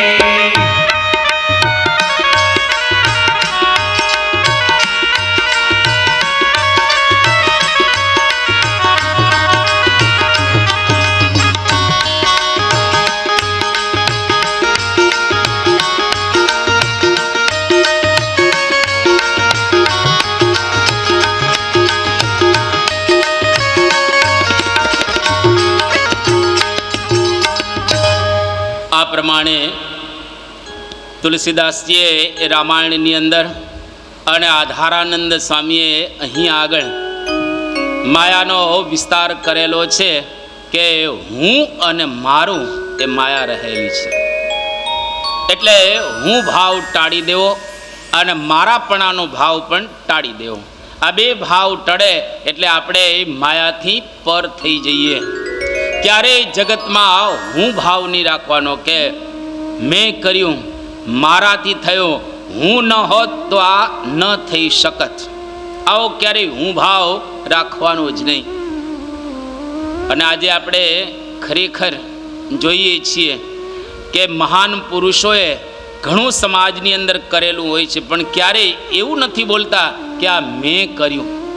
આપણે કોઈ દિવસ સાંભળ્યું છે પરમ પૂજ્ય પ્રમુખ સ્વામી મહારાજ થકી કે આ અક્ષરધામ મેં બાંધ્યું, આ મંદિરનું નિર્માણ મેં કર્યું, આ સમયો મેં કર્યો? કોઈ દિવસ ક્યારેય આપણે આ શબ્દો સાંભળ્યા નથી. એટલે હું ભાવ કોઈ દિવસ રાખવો નહીં. ભગવાનની દયા અને કૃપાથી આ થયું છે. અને મોટા મોટા અક્ષરધામો સ્વામીએ બાંધ્યા, પણ દરેક વખતે સ્વામી એવું બોલ્યા છે કે યોગી બાપાના સંકલ્પથી અને મહારાજના આશીર્વાદથી થયા છે. આપણે સમજવાનું કે ભગવાને મારા દ્વારા આ કરાવ્યું. બાકી મારી તો કોઈ હેસિયત કે શક્તિ હતી નહીં, પણ ભગવાને મારા દ્વારા આ કામ કરાવ્યું. અને મારું લગભગ તમે જુઓ, મારું મારું કરીને જ મેળવતા હોય છે ને બધા. આ મારું, આ મારું, આ મારું. ભગવાન કે છે જો તું કહીશ કે આ મારું તો હું તને મારીશ, પણ તું કહે છે આ તારું, આ તારું, આ તારું, તો હું તને તારીશ. એટલે મારું મારું કરીને કોઈ દિવસ આપણે મેળવવાનું નહીં અને બોલવાનું પણ નહીં. દેવાનંદ સ્વામી કેટલું સરસ ભજન ગાયું છે કે મારું મારું કરીને ધન મેળવ્યું રે. હે મારો મારો કરીને ધન મેળવ્યો રે. મારું મારું કરીને ધન મેળવ્યું રે. મારો મારો કરીને ધન મેળવ્યો રે. એમાં તારું નથી તલ ભાર અંત કાળે સગો નહીં કોઈનું રે. એમાં તારું નથી તલવાર અંત કાળે સગો નહીં કોઈનો રે. એમાં તારું નથી તલ ભાર અંત કાળે સગો નહીં કોઈનું રે. એમાં તારું નથી તલવાર અંત કાળે સગો નહીં કોઈનો રે. મારું મારું કરીને ધન મેળવ્યું રે. મારું મારું કરીને ધન મેળવ્યું રે. આ મારું મારું કરી અને આપણે ખરેખર બધું મેળવતા હોઈએ છીએ. અંતે બધું છોડી અને જતું રહેવાનું છે. વીજળીના ઝબખારે મોતી રે પરોવા પાનબાઈ. એટલે વીજળીનો ઝબકારો થાય એટલામાં બધું જ કરી લેવાનું છે, કારણ કે અચાનક અંધકાર થશે. જોતરે જોતામાં દિવસો વયા જશે. 21,600 કાળ ખાશે. કેટલું સરસ આ ગંગા સતી આપણને દર્શન આપે છે. જોતરે જોતામાં જો લગભગ હું અહીંયા આગળથી જોઉં છું, મોટા ભાગના જે અહીંયા આગળ બેઠેલા છે એના મસ્તક સફેદ દેખાય છે. જેટલા બેઠેલા છે મોટા ભાગના મસ્તક સફેદ દેખાય છે. અમુકના વધારે કાળા દેખાય છે. એ સમજવું કે ડાય કરેલી છે.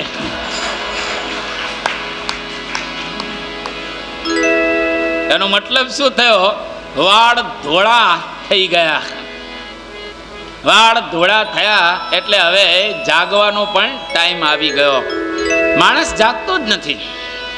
જો ભગવાન ટાઈમે ટાઈમે નોટિસ મોકલે છે, તમને નોટિસ આવે જ, દરેકને આવે. પહેલી નોટિસ ક્યારે ભગવાન આપે?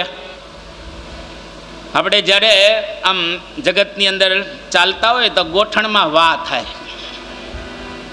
ગોઠણમાં. વાહ, ભગવાને નોટિસ મોકલી છે કે બહુ ચાલ્યો, હવે ઊભો રહે, ક્યાંક ભજન કર, બેસ શાંતિથી. આ નોટિસ મોકલી. ભગવાન ઉપરથી વાળ ધોળા કરે, આમ એક પછી એક. કેમ ધોળા? તમે જોજો, તમારું દર્શન છે, આપણું બધાનું દર્શન રહેલું છે કે પહેલો વાળ જ્યારે ધોળો થાય એટલે લોકો ખેંચી લેતા હોય છે. બરાબર? પહેલો વાળ ધોળો થાય એટલે લોકો ખેંચી લે. કેમ? તો કે હું કોઈને ઘરડો ન લાગવો જોઈએ, હું યુવાન લાગવો જોઈએ. એટલે પછી વધારે ધોળા થઈ જાય કેટલા ખેંચવા કેટલા, એટલે પછી પ્રારંભ કરે ડાયનો કે આપણે ડાય કરો હવે. એ ધોળામાંથી કરે કાળા. ભગવાન નોટિસ આપે છે કે અત્યાર સુધી કેટલાય કાળા કામ કર્યા, હવે તો ધોળા કામ કર. આ એટલે વાળ ધોળા ભગવાન આપણા કરતા હોય છે. પછી નોટિસ આપે, આંખમાં થોડુંક દેખાતું બંધ થાય. 42, તમારી ઉંમર 42 વર્ષની થાય એટલે આપણે કે 42, એટલે હવે તમારી યુવાન અવસ્થા પૂરી થઈ ગઈ. જેટલા 42 વાળા છે એટલા સમજવું કે યુવાની પૂરી થઈ ગઈ છે. હવે આપણી યુવાની એકદમ ભર યુવાન ક્યારે ગણાય? તો બરાબર 19 પૂરી થાય. 13, 14, 15, 16, 17, 18 and 19, એને ટીનેજ કહેવાય, કિશોર કહેવાય. 19 જેવી પૂરી થાય એટલે 20 શરૂ થાય, અને 20 થી 42 ત્યાં સુધી યુવાન તમે કહેવાઓ. એટલે કે 20 વર્ષથી 42 વર્ષની અંદર એ યુવાન અવસ્થા કહેવાય. અને 42 પૂરી થાય એટલે હવે ધીરે ધીરે આગળની અવસ્થા શરૂ થાય. અને તમે જુઓ, આપણો બદલાવ થઈ જાય એમાં લોકોને ખબર પડતી હોય છે. આપણે તો ખબર પડે કે ન પડે, પણ લોકોને ખબર પડતી હોય છે. ભગવાન નોટિસ મોકલે છે અને સમાજના લોકો પણ આપણને સમજાવતા હોય છે. જો સાવ નાનો બાળક હોય, ધારો કે કોઈ નાનો બાળક છે, રમેશ એનું નામ છે, તો નાનો બાળક હોય તો એને આપણે સમજ, એ રમેશ અહીંયા આવો. નાનો છોકરો હોય તો રમેશ અહીંયા આવો. પછી થોડોક મોટો થાય, લગભગ આપણે કહીએ 20ની આજુબાજુ કે 25ની આજુબાજુ, પછી એનું નામ બદલાય અને શું કે રમેશ કુમાર અહીંયા આવો. જો રમેશમાંથી શું થઈ ગયું? રમેશ કુમાર લાગી ગયું એક. અને ઓર થોડો મોટો થાય રમેશ કુમાર, તો એને શું કે રમેશભાઈ અહીંયા આવો. 30ની આજુબાજુ પહોંચે, બધા રમેશભાઈ કહે ને. રમેશ, રમેશ કુમાર, રમેશભાઈ. ઓલાને ખબર ન હોય, એને એમ કે હું તો રમેશ જ છું, પણ હવે બદલાઈ ગયું, આ ત્રીજું શરૂ થયું છે રમેશભાઈ. અને થોડો ઓર મોટો થાય તો એને શું કે રમેશ કાકા અહીંયા આવો. ભાઈમાં જ શું થયું? કાકા. અમારી સાથે વિઠ્ઠલભાઈ છે, વિઠ્ઠલભાઈ રાણપરિયા. જ્યારે અમે પહેલી પારાયણમાં ગયા હતા હરિદ્વારની અંદર, એની પહેલાં પણ વિઠ્ઠલભાઈ તો વર્ષોથી આપણી સાથે છે. પહેલાં બધા એને વિઠ્ઠલભાઈ કહેતા હતા, હવે લોકો વિઠ્ઠલ કાકા કહેવા માંડી ગયા. સંતોએ વિઠ્ઠલ કાકા કહે છે, સંતોએ વિઠ્ઠલ કાકા. કેમ? વાળ બધા ધોળા થઈ ગયા, તો ભાઈમાંથી શું થઈ ગયા? કાકા. વિઠ્ઠલ કાકા, રમેશ કાકા. અને ઓર થોડા મોટા થાય એટલે પછી એને શું કે રમેશ દાદા. દાદા આવી ગયા. એટલે સમાજના લોકો પણ નહીં કે રમેશ દાદા તમે ક્યાં ગયા હતા? કે ફલાણી જગ્યાએ ગયો હતો. અને પછી રમેશ દાદા ફરતા બંધ થઈ જાય. ઘરની અંદર જે ખાટલો એની પર બેઠા હોય, કોઈક વખત ઇધર ઉધર આંગણામાં ફરે, તો લોકો શું કે રમેશ ડોહો ક્યાં છે? શું થઈ ગયું? રમેશ, રમેશ કુમાર, રમેશભાઈ, રમેશ કાકા, રમેશ દાદા અને રમેશ ડોહો. 6 બદલાણું ને. એટલે લોકોએ તમને નોટિસ આપી કે જાગો. ભગવાન જેમ નોટિસ આપે એમ લોકોએ તમને નોટિસ આપતા હોય, પણ સાંભળે કોણ? આપણા દાંત હોય ને, દાંત અમુક સમય થાય એટલે દાંત પડે. ઘણા બધાને ચોકઠા આવે, અને ઘણા બધાના દાંત છેલ્લે સુધી રહે, પણ બધા દાંત ન રહે. 32 દાંત ન રહેતા હોય, અમુક દાંત પડી જાય. અને દાંત પડે એટલે ભગવાન આપણને નોટિસ આપે છે કે બહુ ખાધું, હવે ઓછું કર. કેટલું ખાઈશ હવે? એટલે પણ કારણ કે પેટની અંદર મોટી ઉંમરે પચે નહીં. મોટા ભાગનાની ફરિયાદ હોય છે કે પચતું નથી, અને પછી હરડે લીધા રાખે, હરડે લઈ અને ખાધા રાખે. એટલે ભગવાન નોટિસ આપે છે કે બહુ ખાધું, હવે પાછા વળો. ટાઈમે બધી જ નોટિસ ભગવાન આપણને આપતા હોય છે, પણ બહુ જ ઓછા માણસો એવા હોય છે જે નોટિસ સાંભળે. અને દરેક ઘરડાને એવું થાય કે હું યુવાન હોત તો હવે શું છે, હવે પતી ગયું, હવે તમે યુવાન નહીં થઈ શકો. એટલે નરસિંહ મહેતાએ કેટલું સરસ એક વાત કરેલી છે કે જાણ્યો જોબન રહે સહો કાળ ગઢ કોણે મોકલ્યું. હે જાણ્યો જોબન રહે સહુ કાળ ગઢ કોણે મોકલ્યો. ઉંબરા તો ડુંગરા થયા ને પાદર થયા પરદેશ. ઉંબરા તો ડુંગરા થયા ને પાદર થયા પરદેશ. ઉંબરા તો ડુંગરા થયા ને પાદર થયા પરદેશ. ઉંબરા તો ડુંગરા થયા ને પાદર થયા પરદેશ. ગોરી તો ગંગા થઈને અંગે ઉજડા મટી ગયા કેશ. ગઢ પણ કોણે મોકલ્યું. હે જાણ્યું જોબન રહે સહુ કાળ ગઢ પણ કોણે મોકલ્યું. એ જાણ્યો જોબન રહે સહુ કાળ ગઢ પણ કોણે મોકલ્યું. હે જાણ્યું જોબન રહે સહુ કાળ ગઢ પણ કોણે મોકલ્યું.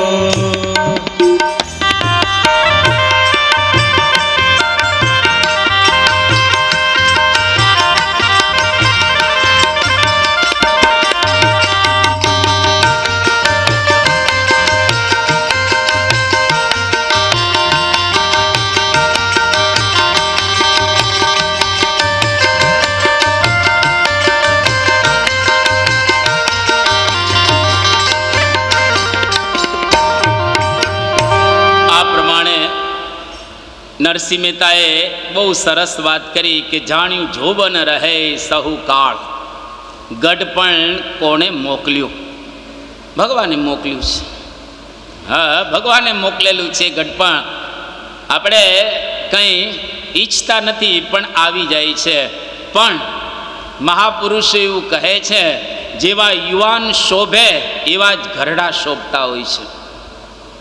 ફરીથી, જેવા યુવાન શોભે એના કરતાંય ઘરડાઓ સારા શોભતા હોય છે. જો ઘરડાને સરખું રહેતા આવડે તો. એટલે આજે તમે આ પારાયણમાં આવ્યા છો તો વ્યવસ્થિત રીતે પહેલાં કપડાં પહેરવાના. જેમ જેમ ઉંમર વધે એમ એમ સારા કપડાં પહેરવાના. નવું. જેમ જેમ ઉંમર મોટી થાય એમ સુંદર કપડાં પહેરો. પહેલા જેટલી તમારી સારી સ્થિતિ હોય એવા સારા કપડાં પહેરો. વ્યવસ્થિત, લઘર વઘર રહેવાનું નહીં. શબ્દ આપણે કાઠિયાવાડમાં વાપરીએ ને, લઘર વઘર રહેવાનું નહીં. પહેલા નીચેથી શરૂ કરો. તમારા બૂટ અને ચંપલ સારા રાખો, વ્યવસ્થિત એકદમ. કપડાં અપ ટુ ડેટ પહેરો વ્યવસ્થિત રીતે. ઘરડો બહાર નીકળે તો સારો લાગવો જોઈએ. યુવાનને પણ શરમાવે એવા વયોવૃદ્ધ લાગવા જોઈએ. ને લાગે એમાં કંઈ ઓછું નથી. એટલે સરસ રીતે આપણે પણ મોટા ભાગના શું કરતા હોય છે, મોટી ઉંમર થઈ જાય અને એને નિવૃત્ત કરી દે એટલે બાકડા ઉપર બેસી જાય. અને બાકડા ઉપર બેસી જે તે કપડાં પહેરી જે તે કરે અને આખો દિવસ મલકની વાતો કર્યા રાખે. એવું કરવાનું નહીં ક્યારે. બરાબર ઘરમાંથી બહાર નીકળો. હવે તમે સમાજમાં નીકળો છો, શેરીમાં નીકળો છો. મેં તો ઘણી વખત કીધેલું છે, ઘરનો દરવાજો છોડો એટલે વરરાજા થઈને નીકળો.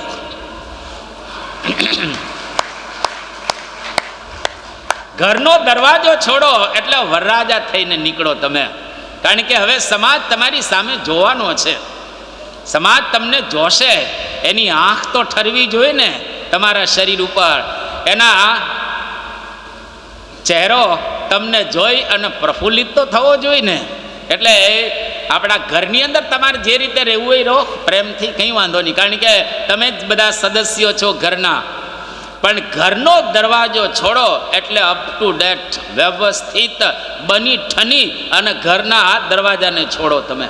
કારણ કે હવે સમાજની વચ્ચે તમે આવી ગયા છો. એટલે સારી રીતે તમે બહાર નીકળો. અને તમે જો વયોવૃદ્ધ હોય એનાય શણગાર છે. એવું નથી કે યુવાનો કિશોરોના શણગાર હોય છે, વયોવૃદ્ધના પણ શણગાર હોય છે.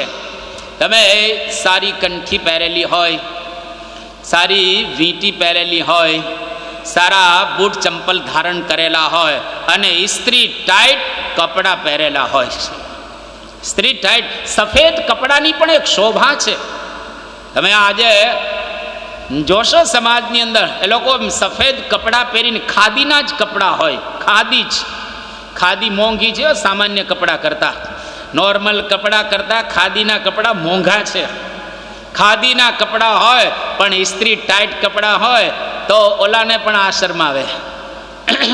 એવા સરસ કપડાં લાગે. અને વ્યવસ્થિત વાળ ઓળીને નીકળો. વાળ પહેલાં રાખવા કઈ રીતે, એ પાર્લરની અંદર જાઓ, કઈ રીતે સરખા વાળ રાખવા. સરખા વાળ રાખો વ્યવસ્થિત રીતે. પાર્લરને ત્યાં આગળ જઈ અને કંઈ ધ્યાન જ આપતા હોતા નથી. છેલ્લો શ્વાસ લો અને મરણ પથારી આપણે પડીએ ને ત્યાં સુધી ફર્સ્ટ ક્લાસ જીવનની સાથે વિદાય લઈને જવાનું, બિલકુલ ઓછું નહીં. એટલે વ્યવસ્થિત રીતે આ જુવાન પણ શોભે. તમે જુઓ, હવે હું તમને દ્રષ્ટાંત આપું છું. પરમ પૂજ્ય પ્રમુખ સ્વામી મહારાજને તમે જોયા છે ને, બરાબર છે? આપણી ભક્તિ એમના પર રહેલી છે.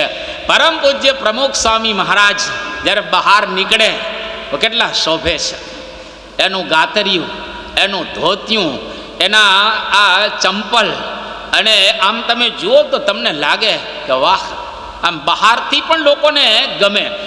અને અંતરનો વૈભવ તો ભગવાનનું સ્વરૂપ છે એટલે છે જ, પણ આમ બહાર કેટલા વ્યવસ્થિત થઈને નીકળે છે. લગર વગેરે નીકળી શકાય ને, સાધુ છે પણ કેટલા. આજે પરમ પૂજ્ય મહંત સ્વામી મહારાજને તમે નિહાળો, કેટલા શોભે છે. અને તમે જો કેવા શોભે છે, બાળકને મજા આવે છે ને જોવાની. બાળક એની પાસે ગાંડા થાય છે, કિશોરો એની પાસે ગાંડા થાય છે, યુવાનો પણ મહંત સ્વામી મહારાજને જોઈને લાલાયિત થાય છે. અરે બહેનો પણ એને જોઈને લાલાયિત થઈ રહેલા છે, એના દર્શન કરવા માટે. અને વયોવૃદ્ધ પણ એને જોવા માટે લાલાયિત છે ને. જો આજે એ શોભા છે. એટલે એકદમ જીવન, small things make perfect, but perfection is not a small thing. નાની નાની વસ્તુને તમે પૂર્ણ બનાવો અને નાની વસ્તુ પૂર્ણતા પ્રાપ્ત કરે.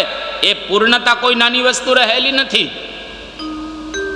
તો અહીંયા આગળ આપણે વાત એ કરતા હતા કે આપણા શરીરની અંદર જે ભગવાનને આપેલું છે એને પણ વ્યવસ્થિત રીતે રાખવું. પણ એટલો ખ્યાલ રાખો કે આ શરીર એક દિવસ જવાનું છે, એ નાશવંત રહેલું છે. કારણ કે માયામાંથી આ શરીર બનેલું છે અને એની અંદર આ જીવાત્મા રહેલો છે. આ સુંદર રીતે મુક્તાનંદ સ્વામીએ બધું સમજાવ્યું. જીવીશ્વર, માયા અને હવે બ્રહ્મ. બ્રહ્મ એટલે અક્ષર બ્રહ્મ. બંને તત્વ માયાની પર છે, બ્રહ્મ અને પરબ્રહ્મ. અક્ષર બ્રહ્મની ઘણી વાતો આપણે સાંભળી ચૂકેલા છીએ, પરંતુ એક શ્લોકથી આગળ વધીએ. સત્યમ જ્ઞાનમ અનંતં ચ પૂર્ણમ ચાખંડમક્ષરમ ધામયત્વાસુદેવસ્ય મૂર્તમ ચામૂર્તમુચ્યતે. અક્ષર બ્રહ્મના 4 સ્વરૂપ રહેલા છે. એક તો ચિદાકાશ, બીજું જ્યાં આગળ મુક્તો અને મહારાજ બેઠેલા છે એ અક્ષરધામ. આ લોકની અંદર સત્પુરુષ રૂપે પધારે અને અક્ષરધામની અંદર મહારાજની સેવામાં ગુણાતીતાનંદ સ્વામી રહેલા છે એ અક્ષર બ્રહ્મ. આ 4 અક્ષર બ્રહ્મના સ્વરૂપ એ જો બરાબર આપણે સમજીએ તો એના દ્વારા આપણે માયાથી પર થઈ શકીએ. અને ભગવાન આલોકની અંદર અક્ષર બ્રહ્મને લઈ આવે પોતાનું સ્વરૂપ ઓળખાવવા માટે. ગુણાતીતાનંદ સ્વામીને લઈ આવ્યા અને પછી આખી આ પરંપરા. આજે પરમ પૂજ્ય મહંત સ્વામી મહારાજ અક્ષર બ્રહ્મનું મૂર્તિમાન સ્વરૂપ રહેલા છે. એ જો ઓળખાય તો આપણે માયાથી પર થઈ શકીએ. અને ઘણી રીતે આપણે એનો મહિમા સાંભળેલો છે, પણ ફક્ત એક જ પ્રસંગ કે આપણને અત્યારે પ્રત્યક્ષ અક્ષર બ્રહ્મ પરમ પૂજ્ય મહંત સ્વામી મહારાજ મળ્યા છે. વર્ષો પહેલાં પરમ પૂજ્ય પ્રમુખ સ્વામી મહારાજ સુરતથી આગળ વિચરણમાં જતા હતા અને રસ્તામાં ગાડીનું પેટ્રોલ ખૂટી ગયું. એટલે જે ચાલક હતા ઇન્દ્રવદનભાઈ, એમણે સ્વામી બાપાને કહ્યું કે બાપા આપણી કારમાં પેટ્રોલ પુરાવવું પડશે, ઊભી રાખવી પડશે. અહીં કે લઈ લે પેટ્રોલ પંપ ઉપર. અને ગાડી લઈ લીધી પેટ્રોલ પંપ ઉપર. પેટ્રોલ પુરાવતા હતા ઇન્દ્રવદનભાઈ. એ દરમિયાન એક આપણા સત્સંગી એમણે બાપાને જોયા એટલે તો ખુશ થઈ ગયા, બહુ રાજી થઈ ગયા. ઓહો, બાપાના આપણને નજીક દર્શન થઈ ગયા. પણ એની ઈચ્છા કે મારો દીકરો એ બહુ નાનો છે, બાપાના આશીર્વાદ અપાવી દઈએ. કારણ કે અત્યારે તો કોઈ છે નહીં પેટ્રોલ પંપ ઉપર, એટલે દીકરાને આશીર્વાદ અપાવી દઈએ. અહીંયા પાસની જરૂર નથી, પેટ્રોલ પંપ ઉપર કોઈ પાસની જરૂર નથી, દીકરાને આપણે આશીર્વાદ અપાવી દઈએ. તો દોડતા બાજુમાં જ ઘર હતો અને દીકરાને લઈને બાપાની પાસે આવ્યા. અને જેવા બાપાની પાસે આવ્યા, કારની પાસે ઊભા રહ્યા. બાપાએ કાચ ખોલ્યો અને સ્વામીએ કહ્યું કે લાવો દીકરાને અંદર ખોડામાં. એટલે બાપાને ખોડામાં છોકરાને બેસાડ્યો, ભાગ્યશાળી. એટલે બાપા પાછળ સંતો બેઠેલા કારમાં અને એમાં પ્રગટ ભગતને એ વખતે બધા હતા જે સેવક તરીકે. સ્વામી કે ટોટી લાવો. ટોટી એટલે પાણીની બોટલ. સ્વામી કે ટોટી લાવો એટલે પાણીની બોટલ આપી. અને બાપાએ પેલા છોકરાના જમણા હાથની અંદર પાણી આપ્યું. પાણી આપીને બાપા જ મંત્ર બોલતા હતા, કારણ કે છોકરો તો ઝીલાવી શકે એવો હતો નહીં. બાપા મંત્ર બોલ્યા અને પછી જેવા બાપા મંત્ર બોલતા હતા તો એ વખતે પેલા છોકરાએ લઘુ કર્યું. બાપાના ખોડામાં નીચે આમ હતું થોડું કપડું, પાતળું હતું, અને કપડામાંથી અને બાપાની આ જે ગાતરીઓ આ ધોતિયું હતું એની અંદર થોડુંક ભીનું થઈ ગયું. જરાક બાપા સમજી ગયા કે આ છોકરાએ લઘુ કર્યું છે. તરત જ બાપાએ બાપને આપી દીધો છોકરો, ગાડીમાંથી બહાર આપી દીધો. જેવો પ્રારંભ કર્યો ને એમાં, અને પછી વર્તમાન તો ધરાવી દીધા ને કંઠી પહેરાવી દીધી પછી બાપાએ. અને એ દરમિયાન પછી એના બાપુજીને પણ આશીર્વાદ આપ્યા. અને આશીર્વાદ બંનેને આપીને બાપાએ કહ્યું કે સારું, આવજો, પધારજો.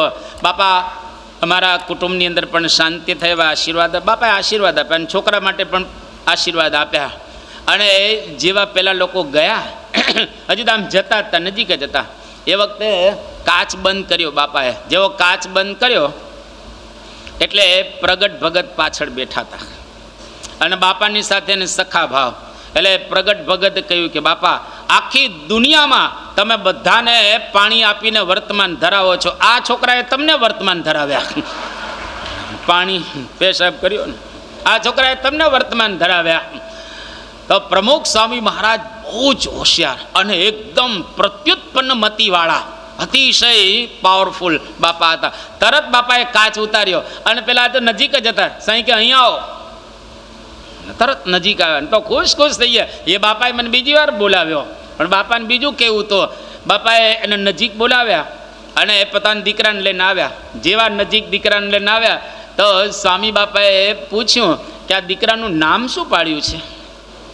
એટલે પેલા હરિભક્ત થયું કે બાપા કોઈ કપિલ પાડે, કોઈ રામ પાડે, કોઈ નારાયણ પાડે, અમે આ દીકરાનું નામ સહજાનંદ પાડ્યું છે.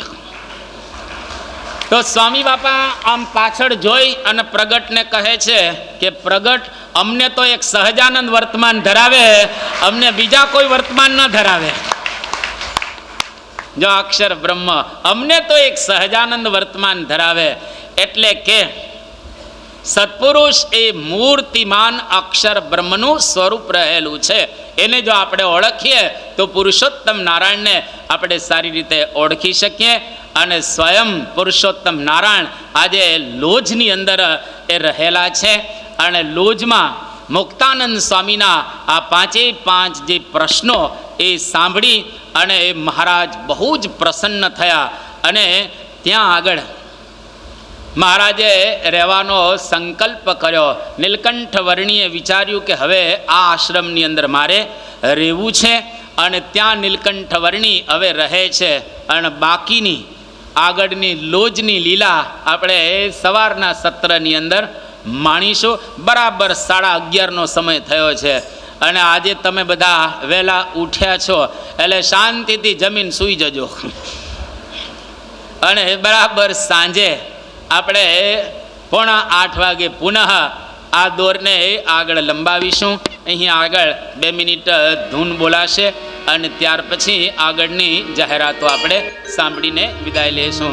સ્વામી નારાયણ નારાયણ નારાયણ, સ્વામી નારાયણ નારાયણ નારાયણ, સ્વામી નારાયણ નારાયણ નારાયણ, સ્વામી નારાયણ નારાયણ નારાયણ, સ્વામી નારાયણ સ્વામી નારાયણ, સ્વામી નારાયણ સ્વામી નારાયણ, સ્વામી નારાયણ સ્વામી નારાયણ, સ્વામી નારાયણ સ્વામી નારાયણ, સ્વામી નારાયણ નારાયણ નારાયણ, સ્વામી નારાયણ નારાયણ નારાયણ, સ્વામી નારાયણ નારાયણ નારાયણ, સ્વામી નારાયણ નારાયણ નારાયણ. શ્રી સ્વામિનારાયણ ભગવાનની જય. સમગ્ર ભારતની પદયાત્રા કરી, વન વિચરણ કરી અને અનેક મુમુક્ષુઓને સુખ આપ્યું, અનેક તીર્થોને પાવન કર્યા. અને છેલ્લે ગુજરાતની અંદર લોજની અંદર પધાર્યા અને લોજની અંદર કાયમ માટે ભગવાન સ્વામિનારાયણે નિવાસ કર્યો. અનેક મોટા મઠો, અનેક મોટા આશ્રમોની અંદર ભગવાન ક્યાંય રોકાયા નહીં. અને નાનકડા એવા લોજની અંદર એ કાયમ માટે પોતે રોકાઈ ગયા. અને જેની અદ્ભુત લીલા અહીંયા આપણે સાંભળી, પૂજ્ય પ્રભુચરણ સ્વામીએ આ કથાનો આપણને આનંદ કરાવ્યો છે. પૂજ્ય પ્રભુચરણ સ્વામીનો હૃદયથી આપણે ખૂબ ખૂબ આભાર માનીએ. આજે સાંજે આપણે બરાબર 7:45 વાગે કથાની અંદર લાભ લેવા માટે પધારીશું. આજની કથાનો અહીંયા પૂર્ણાહુતિ કરીએ છીએ. આજે અન્ય કોઈ જાહેરાત નથી. બરાબર 7:45 વાગે આપણે પુનઃ સાંજે અહીંયા મળીશું. અંતમાં ધ્યેય મંત્ર પૂર્ણાહુતિ શ્લોકનું ગાન કરીએ.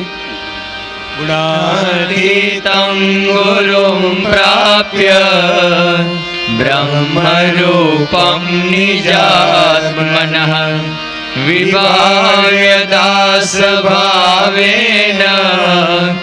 સ્વામિનારાયણં ભજે. શ્રીહરિં સાક્ષરં સર્વદેવેશ્વરં ભક્તિધર્માત્મજં દિવ્યરૂપં પરમ શાંતિદં મુક્તિદં કામદં કારણં સ્વામિનારાયણં નીલકંઠં ભજે. શ્રીહરિં. પૂજન વિધિના જે યજમાનો આજે લાભ લેવાના હતા એમને સાંજે પૂજન વિધિનો લાભ પ્રાપ્ત થશે. સુપ્રીમ અને ગોસ્વામીમાં જેમના ઉતારા છે એમના માટે રિક્ષાની આજે વ્યવસ્થા નથી, એટલે પોતાની રીતે એ જવાનું થશે. સૌને સાંજ સુધી જય સ્વામિનારાયણ.